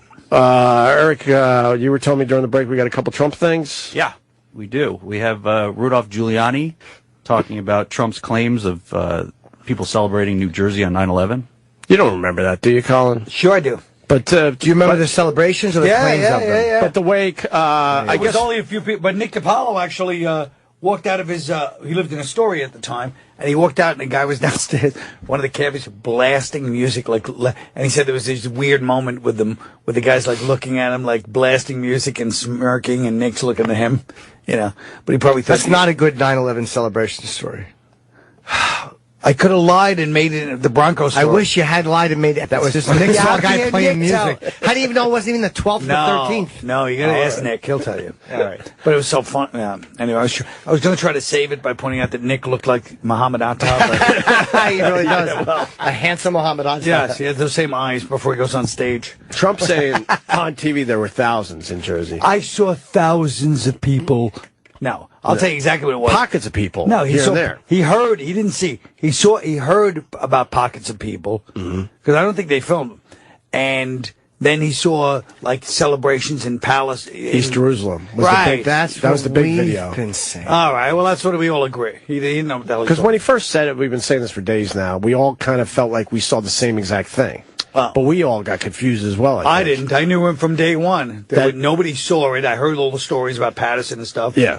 And then I knew we saw those celebrations in other countries. Right. There you go. And he mixed up the two, and he can't really admit that for some reason. Because his whole thing is he won't apologize. For anything. But even if he's wrong, sometimes you can just say I was wrong. Yeah. Remember Fonzie couldn't say it? Yeah. Wrong. No, he never even got that far. Trump is like the Fonz. Are you going to eat any of the cupcake, too? You got cupcakes? I love it. What kind of cupcakes they get you? Red velvet? No. I mean, the cupcakes was a nice surprise. I take back what I said about this kid, even though I think he did tamper with this tea. He did tamper with it tastes a little weird. Yeah, cut a gas You don't know. What do you think? Urine? No, I think he played with his cock and then put his finger in the tea. Really? Yep. I got Keith good the other night. I went on stage and he had a glass of wine he left up there, that drunk, and I put fucking 8 of his Altoids in his wine. So happy I did that. Did he know before he took the next sip? They came back and like Keith was drinking his wine. He's like, something not right with this. And he didn't finish it. I was great. so proud of myself. So he didn't know ahead of time. That's what I mean. That makes it wonderful. Yeah. That's great. So Giuliani's jumping on this Trump thing? Mm-hmm. Let's hear what Giuliani has to say. He was a big deal when this whole thing was going down, right? He would know some things. Roddy. That is true. We had pockets of celebration. Some in Queens, some in Brooklyn. How many people? 10, 12, 30, 40. And those weren't just rumors. Those weren't just reports. You went out and checked them out. We had one situation in which a candy store owned by a Muslim family was celebrating that day right near a housing development, and the kids in the housing development came in and beat them up. Awesome. And that's awesome. That's awesome. That was in Jersey, by the way. Yeah. No, he's saying it was in Queens. I don't care what he said. My friend. Oh, you're not by the mic. You're 8 feet away, and you got muffin on your mic. Terrible mic. Terrible Little mic pieces of technique. fucking muffin on it. You know, when you He was work with a very body mic, you get used to a certain style. I've lost my mic technique. I can't go back to the clubs. You were very professional last night. See? It was a well-oiled machine. I know. Well, it was very, apparently, with the way Jim described my soulless performance. New York.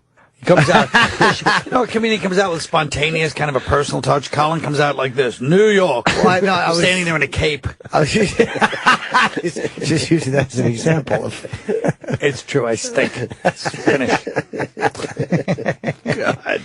Just waiting out the fucking end. Yeah, let's go back to Rudy Giuliani. Here's how bad. Wait, let me just stop. Sorry. Here's how finished I am. Yeah. The time when, you know, every 12-year-old has like fucking YouTube channels and stuff. Opie goes, "You think you're gonna film this?" My show. Well, can I defend myself? We've had these conversations over the years, and you've been like, I don't know if I'm going to film it. It's just sad that you even think there's a possibility it won't be filmed when every little kid has fucking 8 cameras on at all times. It just felt sad. Like, do you think you get to film this thing you've been working on? For since you were 30. Jesus. Really, Good point. It's almost over. Do you need me to help film it or anything? Well, let's do it with only our... if Reagan can do my intro. Let's just do it with our phones. You know, New York is... Yeah, we should just do it with our fucking phones. They've made movies with cell phones. The one movie, Tangerine. So? We kind of enjoyed it. I liked it. Jimmy turned me on to that. And then we had... you know how cheap that would be? It didn't look cheap. It looked like they were using a lot of I'm saying how other cheap it would be equipment. if I used a couple of phones. They kind of cheated, the Tangerine thing. It was filmed on an iPhone, but they were still using a lot of tricks of the trade. I'm thinking if you're going to film you should just take your dumb, regular iPhone and film the whole movie that way.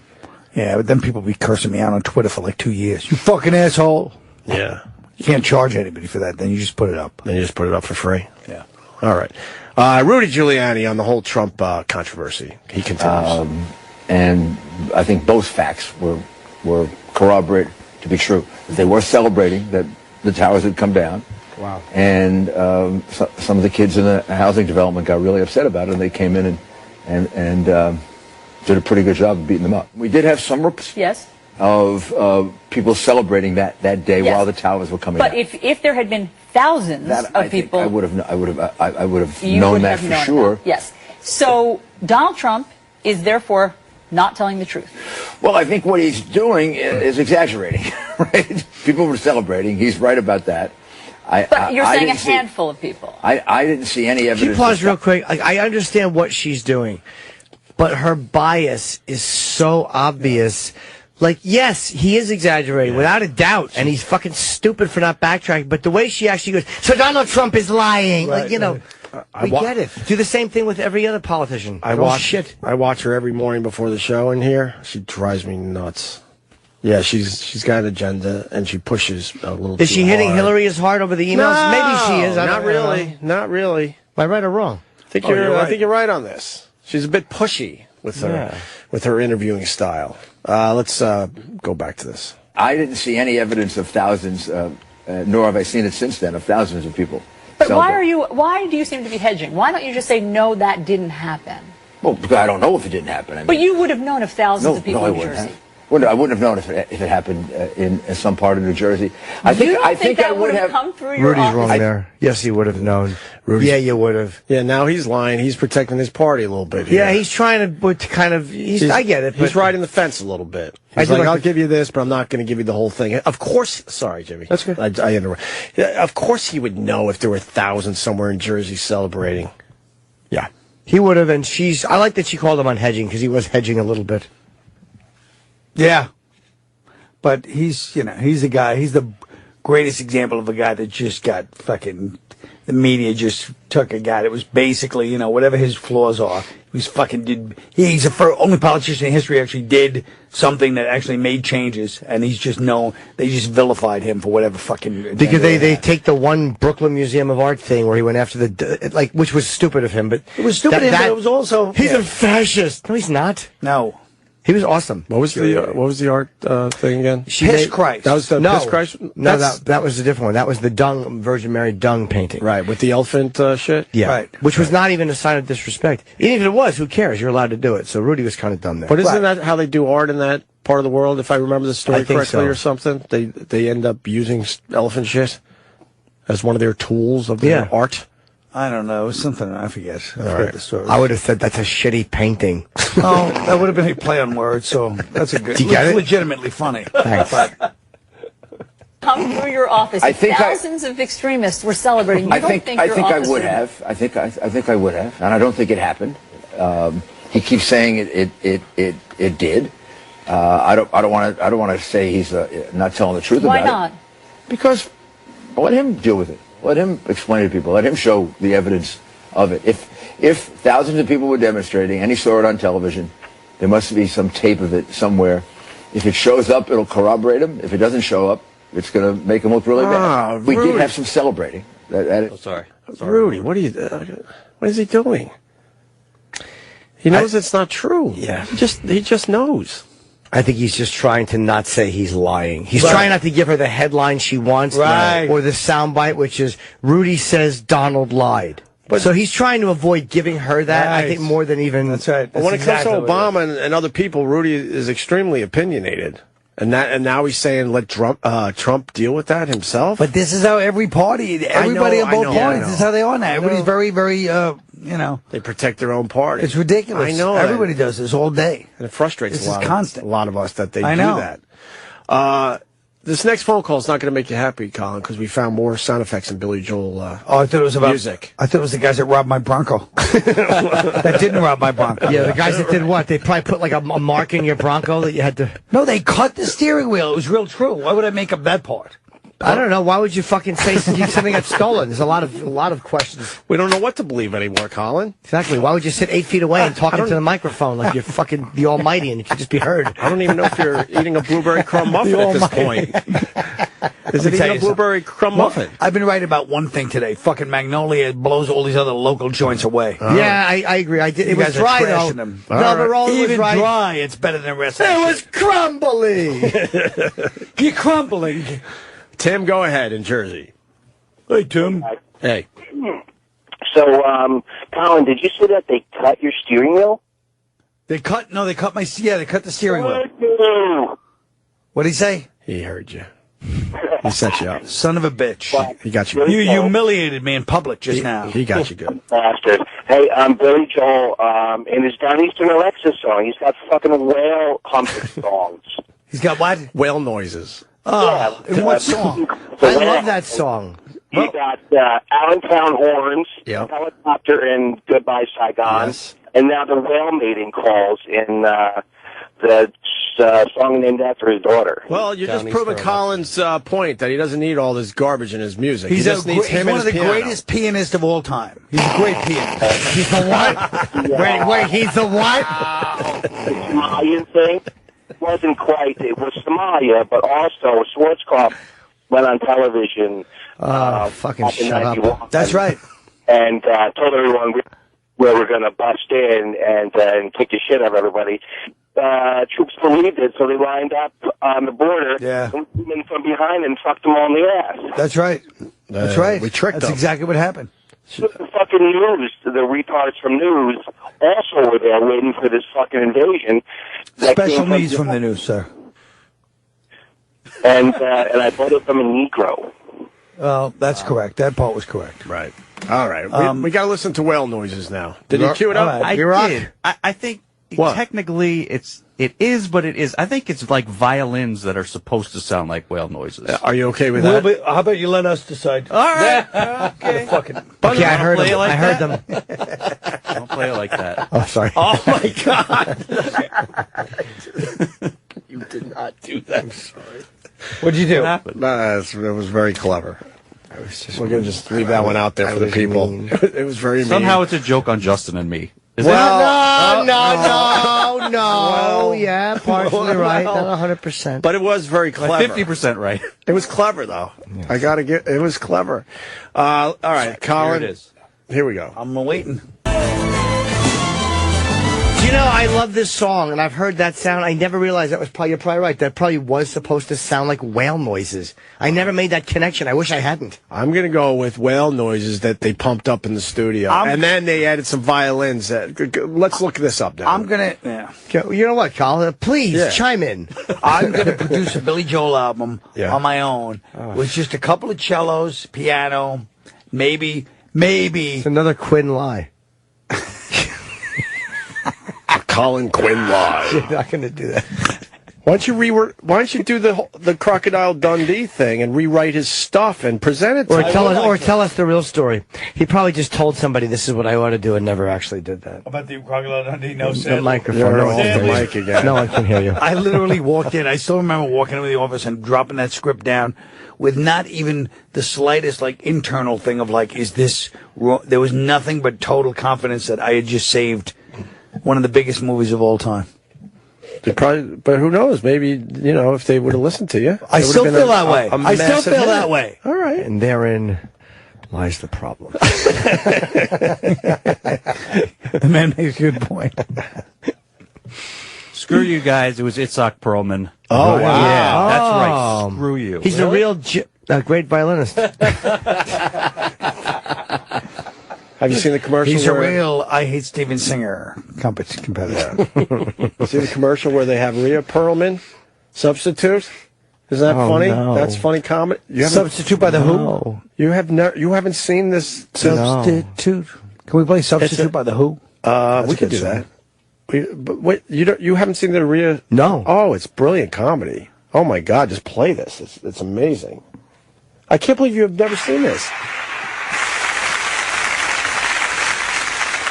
Ladies and gentlemen, sitting in for tonight's soloist, Itzhak Perlman, will be... How you doing, everybody? Oh, God. Nobody came to see Holly. You wouldn't let someone else do your job, and at BNY Mellon, neither would we. So if your wealth manager isn't actually managing your money...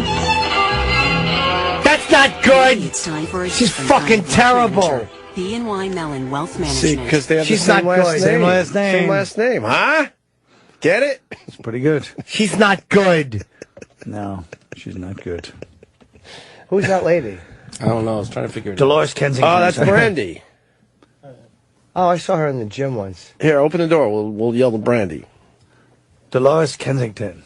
Is that Brandy? I hope so. Yes, Here we go. I wouldn't know. It's not Brandy. What? No, it's not. Wait, I'm going to look again. Yo, Brandy! Oh, you really are. You're going to be fine for being the one. Is that Brandy? Yo, Brandy! What's up? Just saying hi. How are you? Does she want to come on the radio? What are you doing at Sirius XM? I was talking to Sway. We love Sway. And we love you too. Colin Quinn's a huge fan. Hi. Hi. Nice Of Brandy. Nice to meet you. Hi, I'm Jim. Brandy, nice to meet you. Nice. Oh, I'm coming in here? No, you don't have. No, because we'll get in trouble. I mean, if you want. We'll get in trouble. Hi.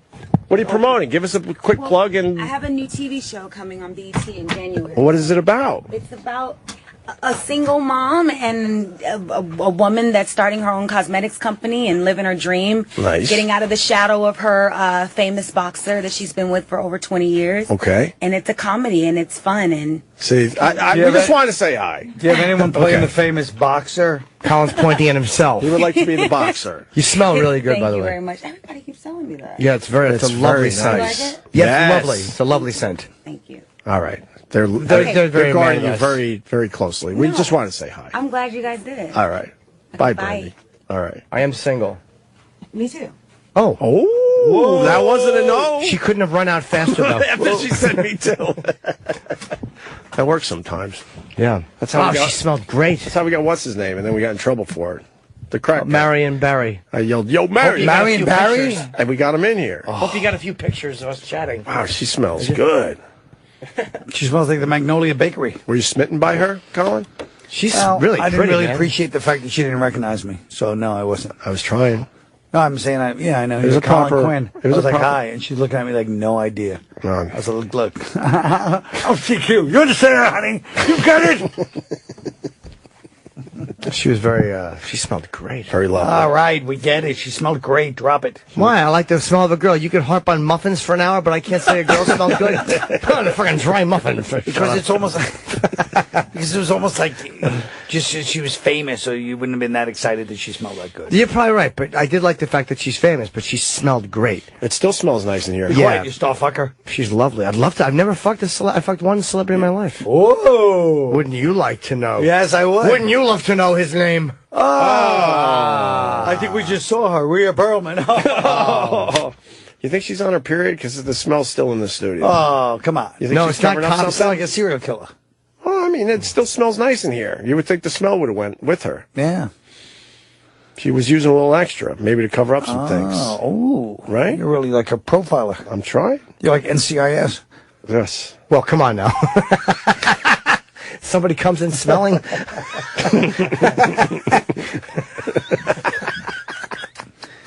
Woo. Wow. I want one more tea. Where's that kid again? You really want another tea? Yeah. Okay. Hey, well, kid, give me tea. You're not really satisfied today. No, I'm hungry. We're just trying to, get you to a good place with your muffins and your teas. You blew off your French fries. Yeah. We got another Trump clip. Yep. Oh, no, the MTV thing, which is pretty interesting. It's kind of long, though, but we'll go with it a little bit. The following video is an excerpt from Fight for Your Rights, Aftermath of Terror. It first aired on MTV on November 17th, 2001, and it proves that Trump is wrong about people cheering 9/11 in New Jersey. Here's the evidence. Let's go to the phones to Andrew, who's calling from his car in New Jersey. Did you guys know that they were dancing in the streets of Patterson? They were all dancing in the streets. My brother worked there. He was driving home and he saw people dancing in the streets. Calls started coming in from people troubled in the fact that they had just ridden down Main Street in South Patterson and hours before had seen what appeared to be a large group of people celebrating, cheering, when they had actually heard that the World Trade Center had struck, and more importantly, continuing to cheer when they heard that the World Trade Center, both towers, had imploded. I look out here and I see a lot of people. And they were just chanting and raving, and I noticed that they were holding things. They were holding like rocks and sticks, and they were saying "Burn America" and This is more boring than Rockstar. About America. Were there really celebrations going on in the streets of Patterson after the attacks in New York City and Washington, D.C.? Sherry, true or false? Well, Della, we asked many people on the streets today if they had seen any acts of celebration, and we couldn't find one person that had. This is Main I saw Street. nothing. Huh?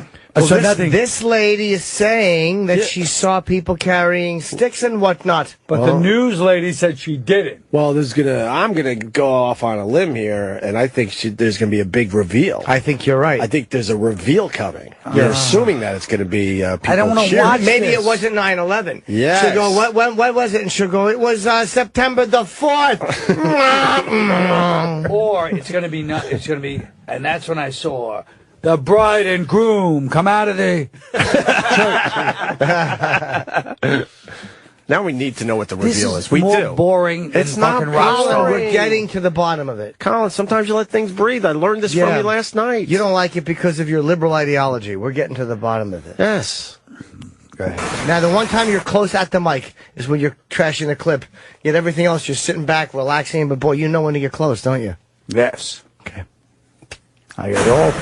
So this clip was shot at the time, this first part. There's two parts of this clip. Oh. Colin. Yeah. Do you think Aziz recognized me last night? Aziz? Yeah. Yeah. I don't think so. You don't? He's done the show 3 or 4 times, too. He walked in because he was doing the hello, right. the show after you. Well, he recognized you. He was very is he doing excited. that? I'll say exactly what the polite thing. Well, maybe he's not used to seeing you outside of the studio. He so didn't recognize me. I got after you had to explain who I was. God.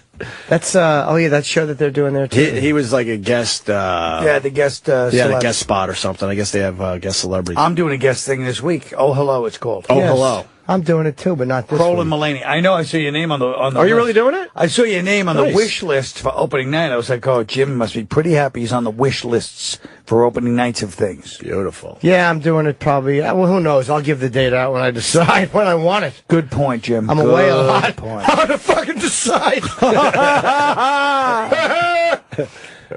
right, we got the energy back so you can focus on this boring clip, Colin. Come on, we need to know what the reveal is. Fine. A lot of them were around here, and they were taking sticks and stones, and they were banging it here. As you can see, there's a lot of chips. What's that? And stuff here. That wasn't there before. I'm in the news. If you look at that trash can there, you see how it's chipped. What's that? They're taking sticks and stones and trying to break that. There has been no jubilee in the streets. There hasn't been anybody out in the neighborhoods having fun or thinking this was a great or glorious idea.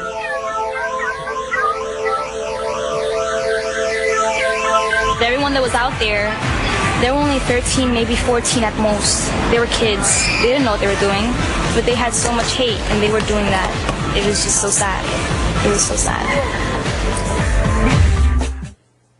On November 25th, 2015, MTV News revisited the events Emily witnessed that night on September 11th, So on the 2001. night of September 11th, She looks pretty good, though. If you can't see it, but she's aged well. She does. Why are you yelling that? I don't know. She looks. He's right. She looks good. She looks not much different than she did back on that fateful night. I think she has more lipstick on now. Maybe not, but the face looks pretty good. Skin's held up nicely. It's a different outfit. The Puerto Ricans hold up, though, Colin. Yeah, they do. Very much so. I thought you would appreciate that. I just want to show my knowledge of New York ethnic. and other cultures. But I think she's wearing a different outfit from the other clip. Yeah, she's wearing a towel around her neck like she just ran fucking a few miles. Yeah. Maybe she's a fighter. I think it's a scarf. Layla Ali. Oh. peeked my head out this door, which is where I used to live. Oh! I looked down I see the this neighborhood's improved. street in front of the South Patterson Library. I saw probably about a dozen or so kids.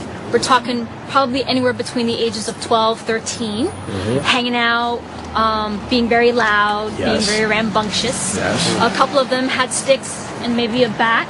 Okay. They were breaking a little bit of public property. That is not entirely uncommon for this part of Patterson. What I saw that night is not anything any different than would have happened on any other summer night. Well, why did she say that?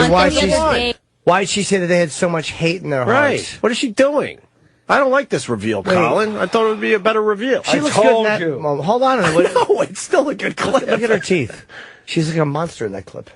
Yeah, well, we paused it at a very strange part. Painted on eyebrows. I hate her. And it looks like one of her tooths is painted. Yeah. Oh, God, yeah. Let's push play. Where school was let out early. These were kids acting out because they had the time to, because they could. Burn America was one of the quotes. Of some, you had heard young people saying that. Do you remember, can you recall saying that now?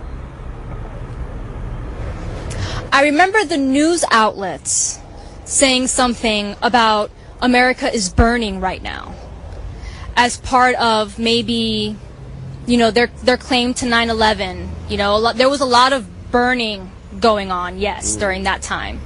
But I don't recall them or hearing the kids say burn America. If anything, they're probably saying burn something, but not burn America. That's She's not. But why didn't I don't understand the original clip. She was an eyewitness to people celebrating on 9/11. So why didn't they question her back in 2001? Well, there was probably 13 or 14 teenagers. Yeah. That I believe. There was some, absolutely. Oh, we all believe that some people were celebrating. I used to work at MTV. They probably gave her they probably promised her free remote control T-shirts and DVDs of some of the hot bands if she retracted her story. What were some of the hot bands though when you were working there? Dawkins. Don Dawkins. Right. Cinderella. Rat. Ever heard of Rat? You ever Warrant. You ever Warrant? Skid Row. You ever heard of Faster Pussycat? Yes. I liked the one band I liked in there was Cinderella. Cinderella, yeah. Zebra. How about Tesla? Mark Tesla. That was all right. I liked Signs. You know? That was the only song I liked by them. How about Kiss? No, that was after. The Kiss was earlier. They're not really as big. They were big before MTV. You were there for the hair band years. Yes. Some of that. Motley Crue. The Crew was just starting. They were so big. They were big before that. They were big in like the early 80s. But they were still What big. year is this you mean? I'm talking about 89, 90. Oh, okay. Right before grunge came and ruined great music. Oh, boo. Yeah. They destroyed great music. STP and all you Opie's friends. Him and Billy Joel. Nirvana. This is before that. This is the real bands. Yeah, but right before that, though, we were kind of Extreme. bored. We were kind of bored with More than words. Good. You like a good rock ballad, do you? Nice power ballad, yes. Did you buy the Power Ballad albums? No. No? I'm going to get you one I got for it for Christmas. free. All right, but I maybe was on MTV at the time. I'd walk in, they'd have the latest CDs. You could get whatever you wanted. Where you at with Mark Goodman? But this was after Mark Goodman. But he probably still hung around a little bit. Came A by little and said bit, but he hi. wasn't, he wasn't. His time was done. Yeah, more or less. It was different. It was Who were the big Adam VJs? Curry, Oh, Kennedy. Curry. Martha Quinn was still around, Right. to a certain extent. Pauly Shore? It was Paulie came right after, yeah. You missed the Jesse Camp era? Yeah, I was not there for Jesse Camp. Okay. All right. Is there any more to that clip? No, it's just they juxtapose Trump saying thousands and thousands of people. And then go back to her saying there were a few teenagers. Yeah. Okay. All right. So then This clip was, my instinct was right. This clip was a bad choice. it was a bad choice. It was right up there with my rock. I mean, Rockstar only bombed because The audio was bad. Yeah, the audio is bad. Well, I can I redeem myself? I got another clip. You do? What is it? Let's try it. What's it about? News reporter deals with a heckler. Oh, okay. All right. Yeah. You might like this one. Looks pretty good. Let's try this for Colin Quinn. FHRITP. What does that stand for? What's the word? Actually, You'll find out. Joe Gallo responds to a heckler's, oh, I know what it means. You know what it means. You know what it means, Carl. yeah. You'll realize you know what it means. Fucking whore really interrupted Topeka. That wasn't bad. You heard what I said? Is that a word? Carl, the first word is fuck. You got this. Right. Fuck. Joe The hecklers. Fuck. FHRITP. It's all the rage. Carl, you got this. Oh, I see. Carl, I was waiting for you. That's right. Two of us got it. Oh, I see. I have no idea. You did. All right. Fuck hard right in the pussy. Let's go to the Fuck hard right in the pussy. You know what it is? Right? her. Her. Let's. Officially started yet, but that has not stopped thousands of people from heading out to the stores to save hundreds of dollars at local shops. CBS Local 2's Joe Galley is at Westfield Palm Desert tonight, which is not only open, but isn't closing anytime soon. Joe. Brookberry, it is not closing anytime soon, and a very happy Turkey Day to everybody out there. What's left of it anyways. The majority of people over here at the Westfield Mall actually working off all those calories that they consumed having turkey. Pumpkin right in the pussy. Oh, that's exactly what I did to your mother, buddy. Real classy, real classy. I love him. Wow. I love him. That flew out without him thinking where he was. That's awesome. He's been preparing to say that for months. Because all the reporters have been, obviously being attacked with that one for a while now. I got to hear that again. That's good. People over here at the Westfield Mall actually working off all those calories that they consumed having turkey. Pumpkin right in the pussy. Oh, that's exactly what I did to your mother, buddy. Real classy, real classy. Real Stassi? Oh, no. He blows it with He'll blow it. Real Stassi. How about he goes real Jesus. classy? Meanwhile, he just told him he fucked his mother in the pussy. Yeah, but what happened? Coffee everywhere. Fucking something spilled. Don Wicklin, 911. Piece of garbage.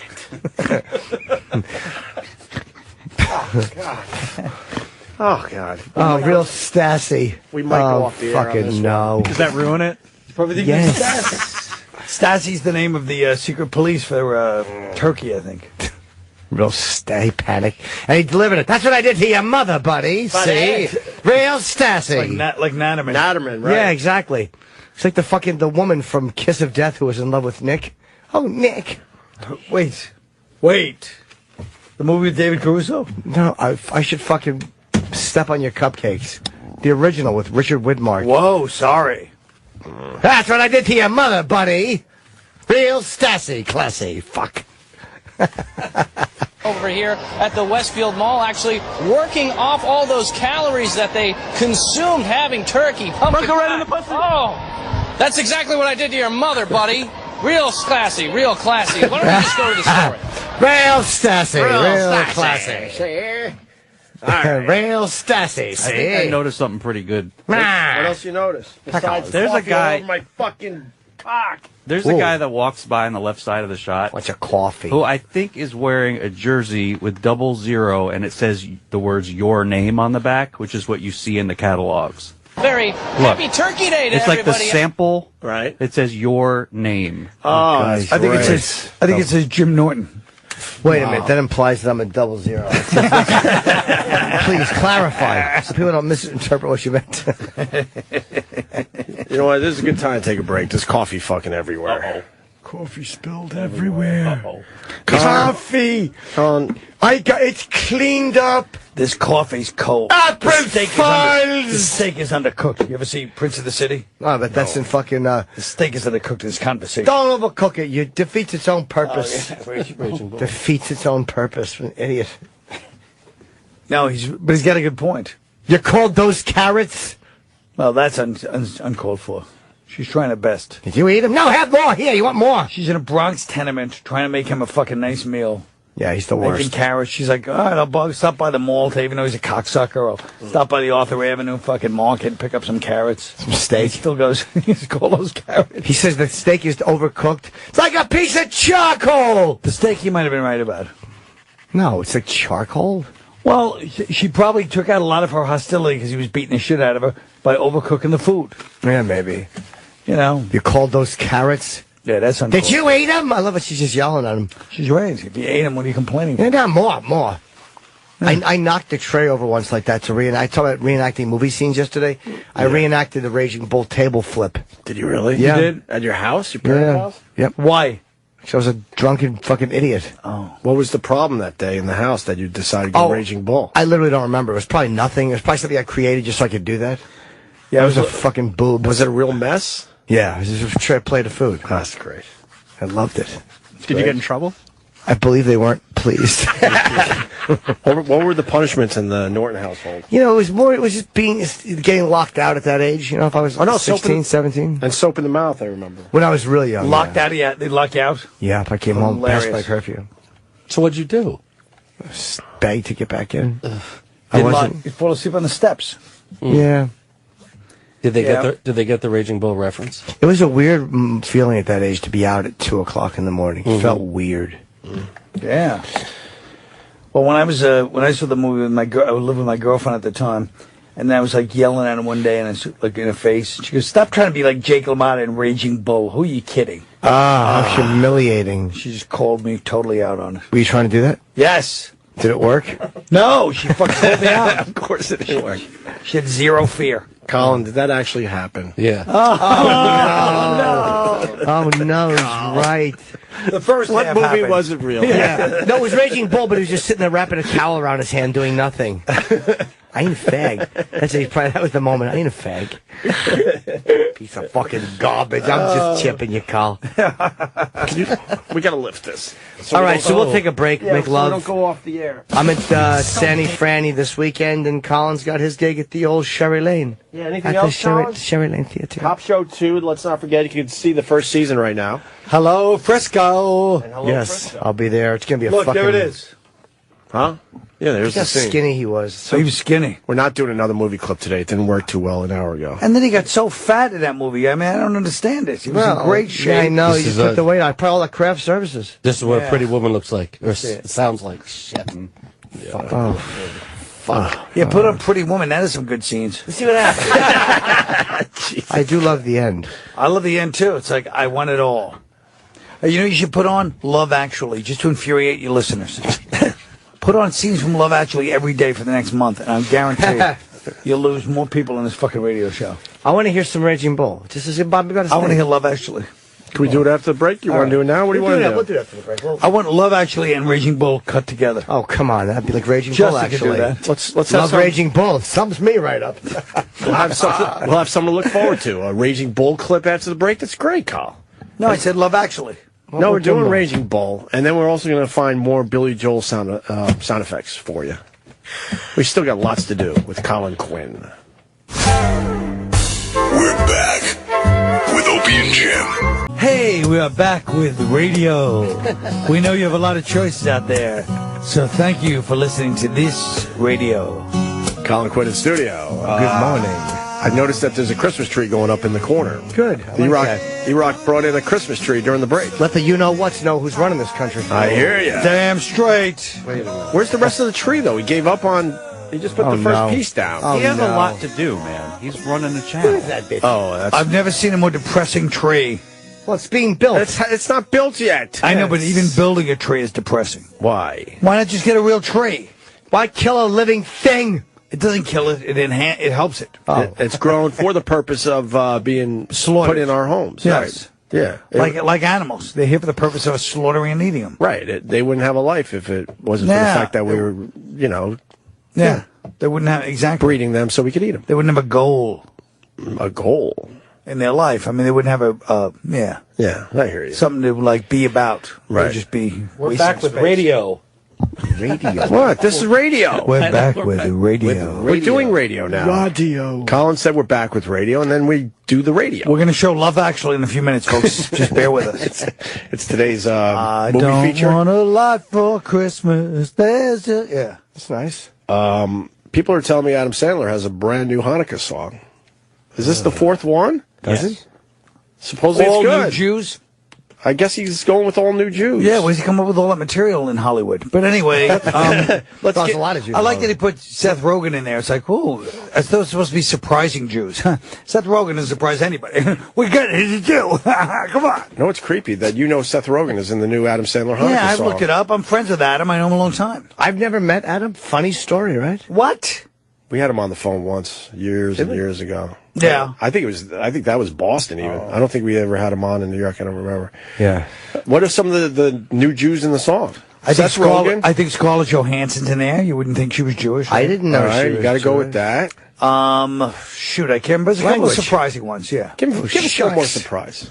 I can't remember, but there's a couple of real surprisers in there. A few zingers? Yeah.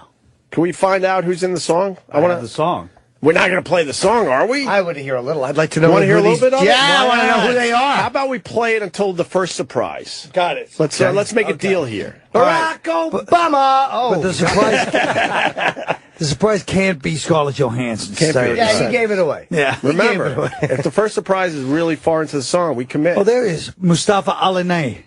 That's a surprise. No. Yeah. All right, let's play this.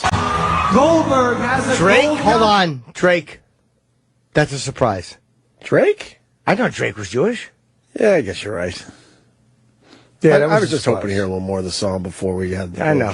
I mean, I didn't even hear Drake just now. I thought we were going to stop at Jake Gyllenhaal. No, come on. Gyllenhaal? Yes. Yeah, where is she? Get her in here. Who? Jill. Too fucking clever for you. I can't believe I fell for Piece you. of garbage. He goes, Jill. Fuck yeah. Hammered you. I made him so happy. Piece of shit. All right, let's go on. Let's hear the next I like one. the fucking horns in Allentown. We made a deal, so that's it for Hanukkah, the fourth version, unfortunately. We were just getting into it. I was just What was the surprise, Drake? Yeah, it was. Drake's the surprise. But now we got another Billy Joel song with sound effects in it. Good. What? Colin has brought some great material to the show. What is it? Well, we're going to find out here. Let's say hi to Will the trucker in Mississippi. Will he do what? I don't know. Hi, Will.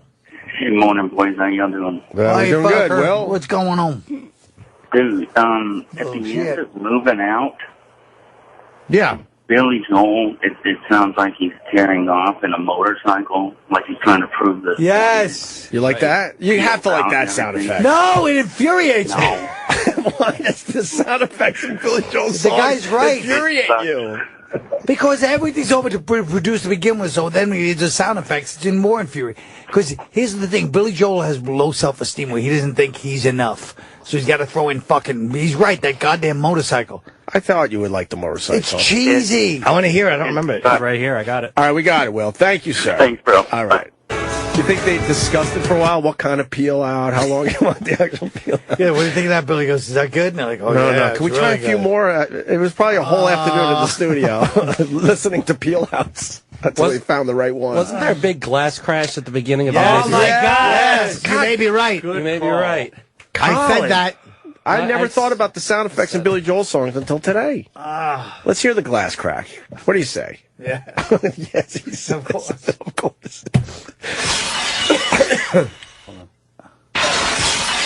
By the way. Yes. You forget about just overproduced. This song infuriates I me love like this song. few songs in the world. Why? He's crazy. You may be right. She probably called him crazy, and now he's rethinking it. But it just may be a lunatic she's looking for. Yeah. Oh, I forgot that part. Let's give it a shot. I used to work with this hot waitress, you know. Ooh. How hot was she? Yeah.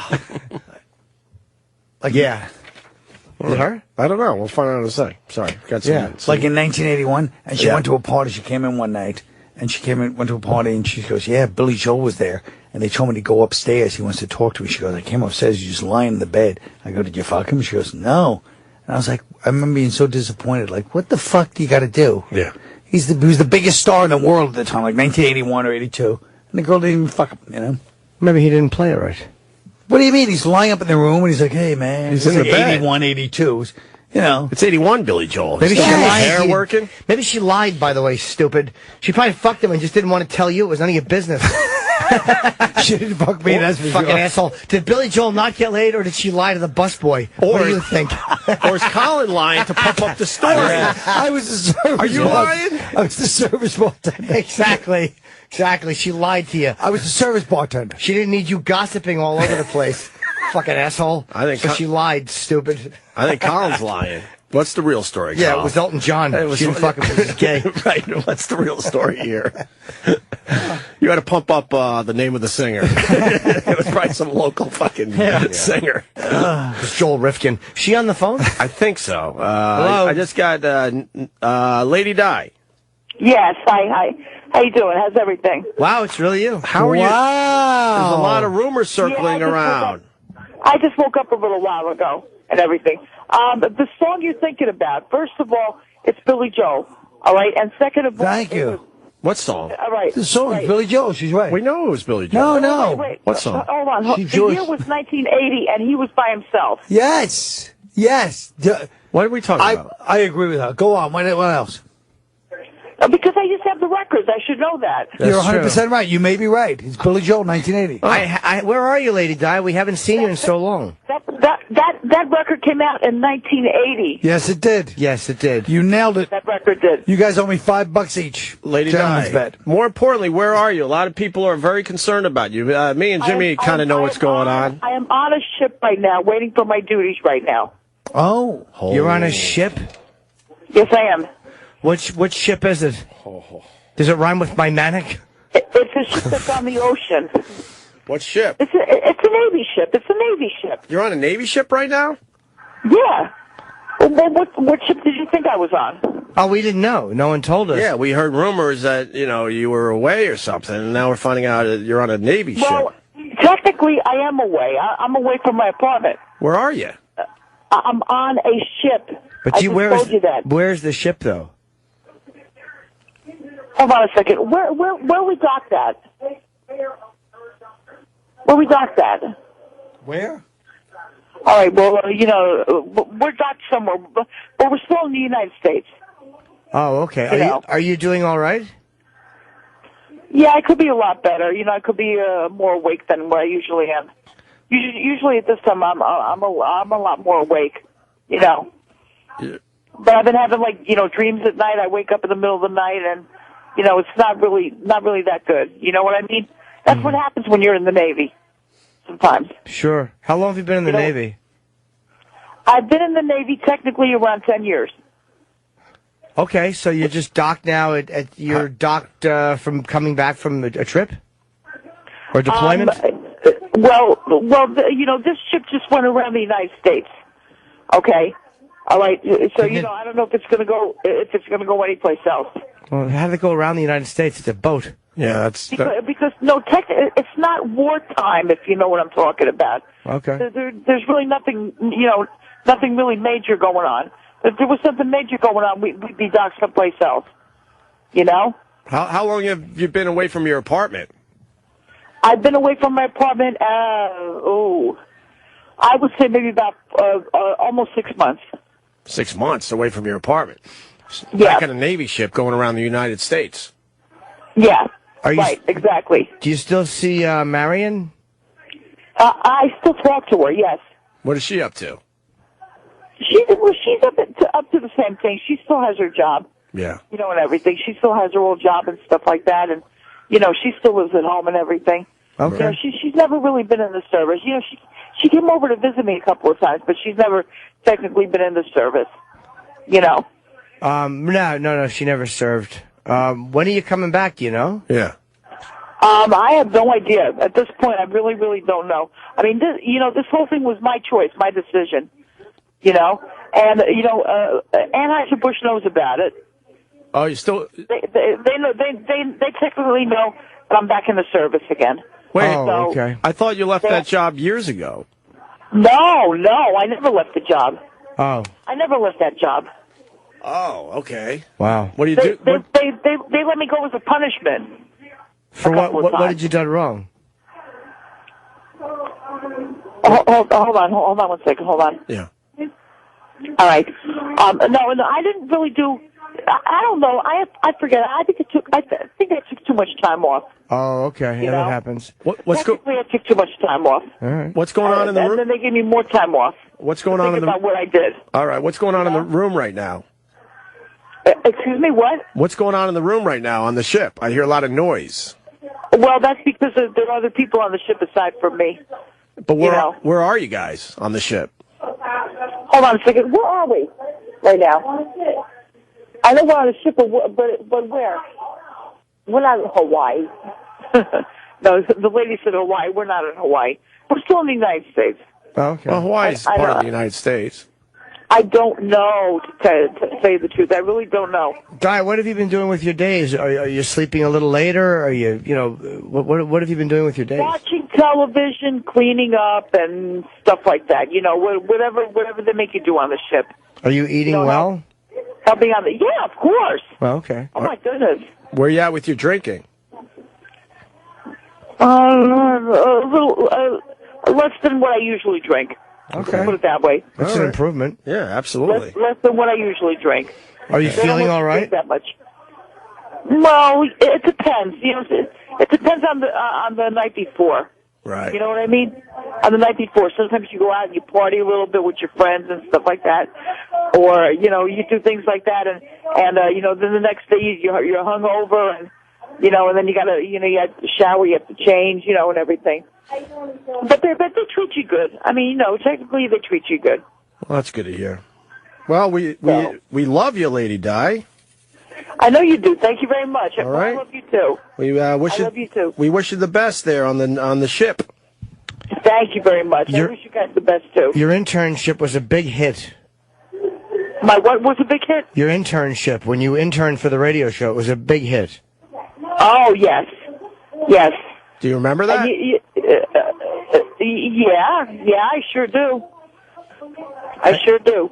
You know, but now, you know, I've been, at least they're paying me because I've been out of work. You know, so I'm holding on, whatever apartment I have, I'm holding on to. Right. You know what I mean? So, you know, I mean, I'm starting to get paid again. You know, because the other jobs, some worked out and some did not work out. You know? You had a lot of jobs lately. Not really a lot of them. You know, clothing store jobs and stuff. Right. Not a lot of them. Okay. Not a lot of them. You know.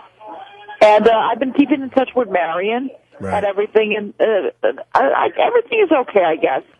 Yeah, you know? she'll write me on Facebook sometimes and tell me that you're doing all right. Yeah, thank you. That's good. Well, I'm doing the best I can. You know, I mean, it's not the best that it should be, but I'm doing whatever I can. But enjoy your time on the Navy ship, though. It sounds kind of exciting, considering it's not wartime. I love being on a Navy ship. Right. I love being on a Navy ship. And when it's nice out, when it's warm out and everything, they let you go swimming in the swimming pool. Yeah. They let you go swimming over here. Nice. That's cool. You know, it's not like a day like today. Like today, they won't let you go swimming. But I'm just saying, you know, like if it's warm enough out, they'll let you go swimming on the boat. You know, outside. You know, like the swimming pool that they have downstairs. Right. How far are you from? Are you in cold weather right now, or is it warmer? No, I'm in cold weather right now. Oh, okay. Do you know where, though? Hold on a second. Where exactly are we? I think we're back by New York. Oh, okay. Yeah. Okay. All right. Yeah, it's cold. You don't want to swim in this weather. It's shitty. No. Well, no, but let me tell you something right now. Yeah. Let me tell you something. The pool is heated. Okay. You know, I mean, there's nobody swimming out there right now. But if they have a drill like that, you know, they have heated pools to do things like that. You know what I mean? Oh, if there's a drill that requires swimming, you mean? Right. Okay. You must be getting back in shape if you're on the Navy ship. I've been in shape, yes. Nice. Good to hear. Was I ever out of shape? No, I don't think so. Nah. I mean, I was always an average person, right? Yeah, you always looked good. You always looked good to us, but we're thinking you had to get in extra shape for the Navy, you know? Right. Yeah. How's Anthony doing, by the way? I guess he's doing all right. Yeah, he's okay. He's not here today. That's good. That is good. I haven't heard from him in a while. I mean, you know, I hear from him once in a while, but yeah, you know, not as often. Right. Yeah, he said he left you a message, but maybe you didn't get it. Right. Yeah, I know he left me a couple of messages. I know he did. All right. I know he did, and you know, it'd be nice if he left me another one. I pick up my messages all the time. Okay. You know, is there anyone there we could talk to real fast?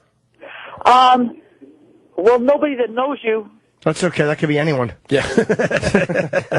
I mean, no, seriously. There's nobody. Sad but true. If Marion was here, yeah, Marion would talk to you, but she's not here right now. Well, it would be tough for her to get on the Navy ship. Don't you have her phone number? You can give her. Yeah, we do. Yeah. Does she still have that same stupid haircut? Her haircut was never stupid. You could say it. It's just us. Me and Colin. Colin made me laugh very hard before, and he said Marion and her Dennis DeYoung haircut. Yes. And I laughed all the way to the bathroom. She looks like Dennis DeYoung from Styx. She never had a stupid-looking haircut. Her haircut always looked like the way she always looked. The perm was a bit tight. It was a bit tight. It was a bit on the tight side. No, I mean, that's a permanent. That's what she had. I had a permanent like that, too, at one time. Yeah, but on you it looked good. You always looked a lot better than her.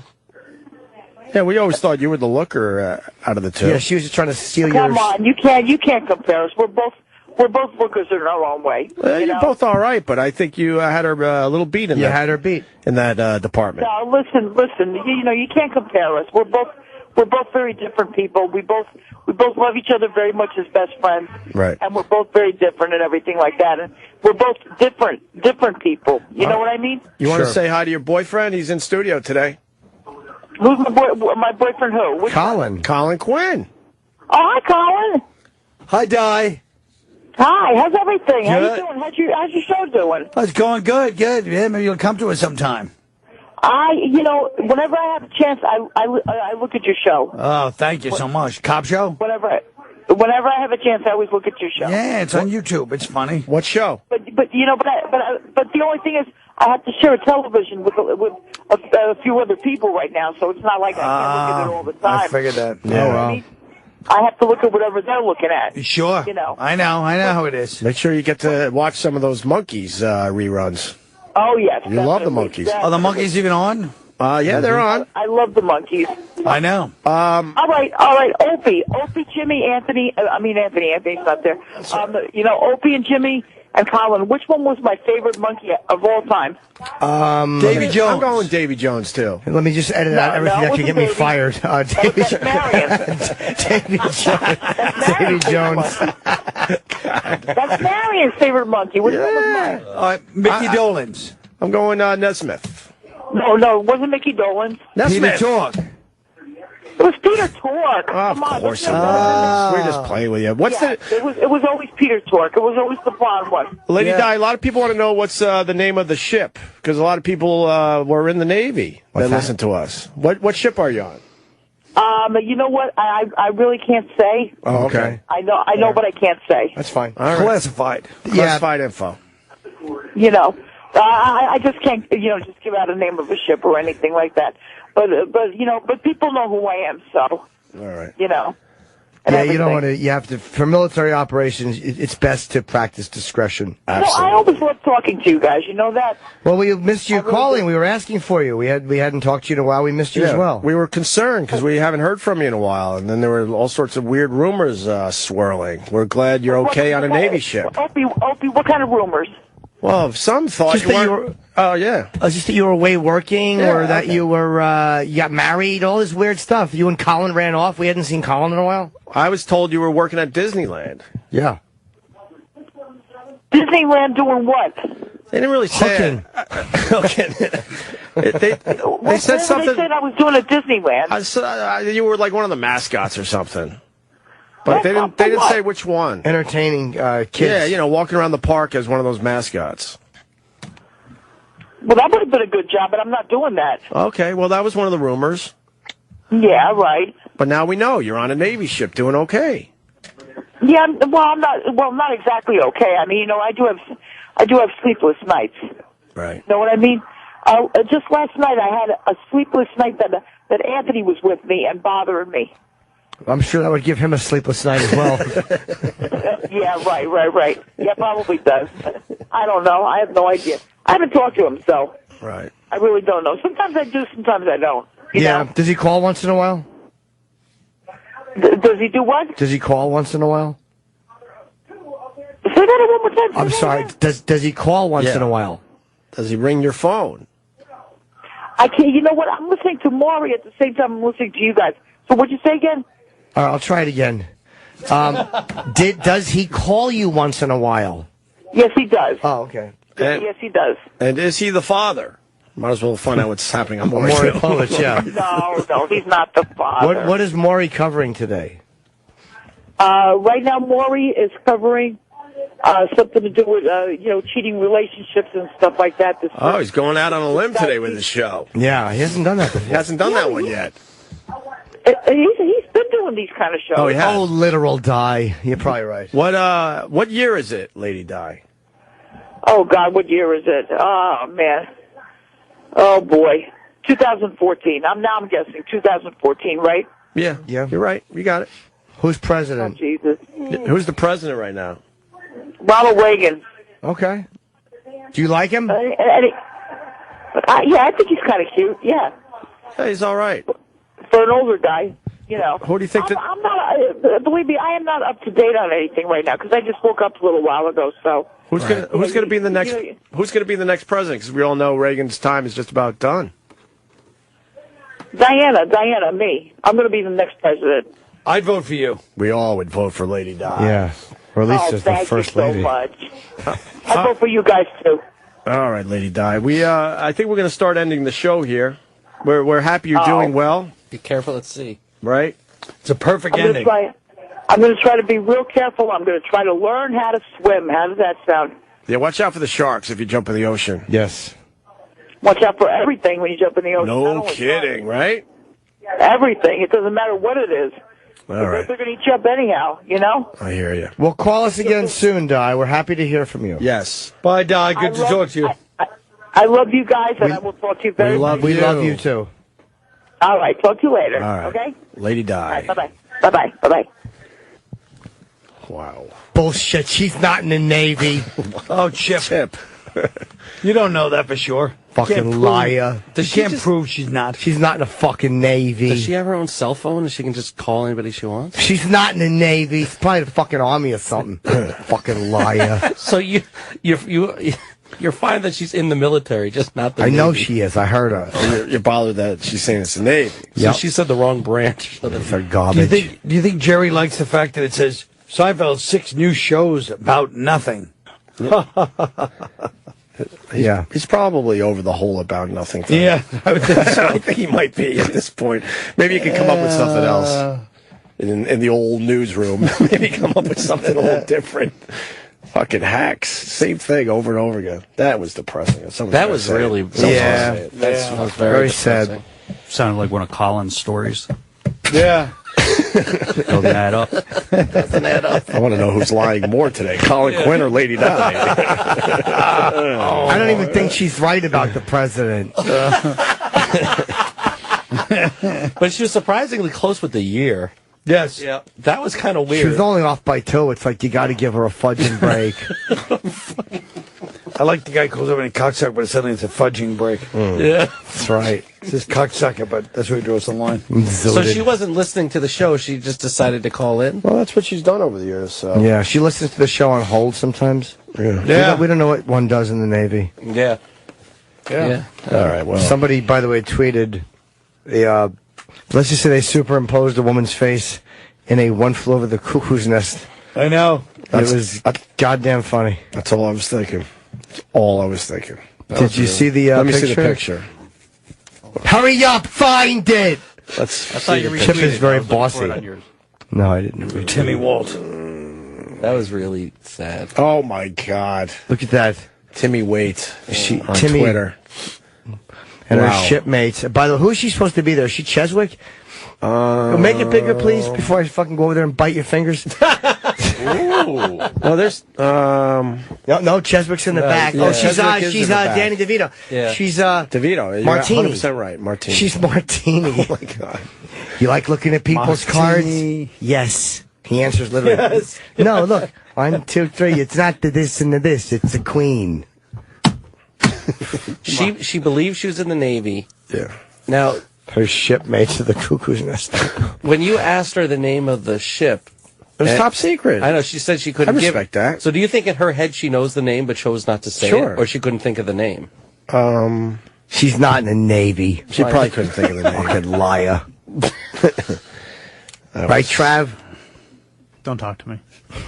That was really That was rough. That was Fucking messed up. hilarious. Travis, was that rough? Yeah, that was sad. That's why I didn't put her name up. I didn't know if we wanted to do that. Yeah, I want to talk. Well, I mean, I don't want to goof on her, but just, you yeah, know. we weren't going to goof on that. I was really hoping that when you were asking her if Aunt has been calling her, that she was going to end with "We heard you."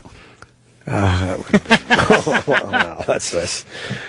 No, but it's that like was sad. people wanted to know what's going on with her. We know her for fucking 15 years. I'm surprised she called. Yeah, that came out of nowhere. And Yeah. I was kind of excited, and then that quickly Because that's the first quickly time. turned. Well, Marion has been updated. Did we talk about that on the air? No, in just the during the break. Oh, I just during the break I was Yeah. saying that Marion's been updating me about Lady Di. You were just talking about her. And About being in the Navy and everything? she didn't mention that, but Marion's notoriously good with keeping military secrets. Under her hair. That's why she has that's why she has a helmet hair. Yeah, It's actually hell. that's true. It's a new hairdo. It's called the Blonde Normandy. All right, very lovely. Colin, I'm sorry, but we've come to the end. No more Billy it's been Joel. quite a day. No more Billy Joel for you. No more muffins for you. No more tea. No, it was a great day. I thought it was wonderful. I mean, you know, I'm kind of glad I got in and thought the show started at 6. That helped, too. Yeah, we're happy always to see you. Nothing better than walking in and seeing Colin Quinn waiting to go on the air. Eager beaver, ready to perform. Yeah, I yeah. gave you a tour of the facility. Yes. It's nice, right? Saw Seventh some floor. places you haven't seen yet. It was pretty interesting. The one-man show. I don't have any places to find me. We At the don't Cherry need Lane it. They Theater. know how to get in touch We with put me, it up on folks. Twitter. Put it up on Twitter. Colin, we learned today he's definitely going to film this at the end of his run. Oh, you know it. Probably camera phones. Now that you gave him the idea, he's going to. Thank you. Cop Show 2 is coming in January, late January. Oh, yeah. And what else? Well, let's The Trainwreck DVD? You got any extra scenes in the Trainwreck DVD? I'm not getting the job for that. I don't want to promote that. Where's my money in that? That's a good point. You don't get a taste of that. Well, I'm sure I do get residuals. A little taste. By the time you probably get sweet. to it. Yeah. Did you see Amy all naked in the paper yesterday? Yeah. Right? All right. Love it. All right. Jimmy's going to be in San Francisco. This weekend, yes. And I will Where? also, Cobb's. Ooh. And I will also be. I always love the name Cobb's for a comedy club. She's got a natural zing to it. Ugh. It's not the best name. It's not the best name. But a good club. It's a great club. We need laughers But the tonight. name infuriates me. And I will also be in Rhode Island at the Comedy Connection. That's a good name. That's a New good Year's name. Eve. Go to my site, and my tour dates are all going on sale very soon. And one more thing I wanted to mention. I can't remember what it was. God damn it. We'll mention it tomorrow. Well, why aren't your tour dates on sale now? It's kind of weird. Well, they're not up. But these are. But Isn't it perpetual kind of tour dates? No, you announced it. Things are changing, maybe. Oh, there's a the little bit. Trainwreck DVD. Maybe you could see my my deleted scene in there. Oh, yeah. Good rave reviews. Thanks. Thanks, Roland. Did you hear my I don't like that she's drinking on the cover, though. That's, I know, that's I don't the either. right message. I don't want my kids to see it. I got rave reviews in my thing. You did? Rave reviews. Whoa. I'm glad I didn't even make the back cover. What the fuck? Come on, it was a mistake. Oh, bullshit. Language. So mad. See what I'm saying? There's a girl, there's Amy. Why does she have to be so fucking big in that picture? Wow. There's Bill Hader. There's Amy and Bill again making love, and there's Amy. Oh, Amy. Where's Colin? Yeah. Bullshit. Bunch of bullsugar. Somebody made that decision. They did. I'll get to the bottom of it. Hey, where's the rest of that tree, by the way? Right here. Why don't you put it together? Yeah, you should put it You together. half a tree making motherfucker. Today's tree, yeah. I think Colin would have been happy with seeing the tree go tree off. lighting Exactly. on, of course, on Rockefeller So we should Center. have done it live on our show. It's a nice tie-in to By what's the way, happening guys, outside. we should get the hell out of here because the tree lighting, it's a man house. Exactly. Sure is. I mean, you want to talk about... What? What? I don't know. Let's just. I don't know at all. Let's just stumble to the end here. Where's the rest of that tree? It's over there. He said. Make it. I Make guess the we're tree. coming in here broken but unbowed, right, guys? You can't yell at the guy to make the tree. That goes against the holiday spirit. It does, yeah. You can't just yell Leave at the guy alone. You made a half a tree and walked Leave away. the kid alone. Yeah, he'll kill you, Perry. Leave the kid alone. You know what that's from? Of course, I just gave you the response to it. He'll kill you, Perry. It's fucking the Wanderers. Oh, yeah. I don't remember the response. Shut up.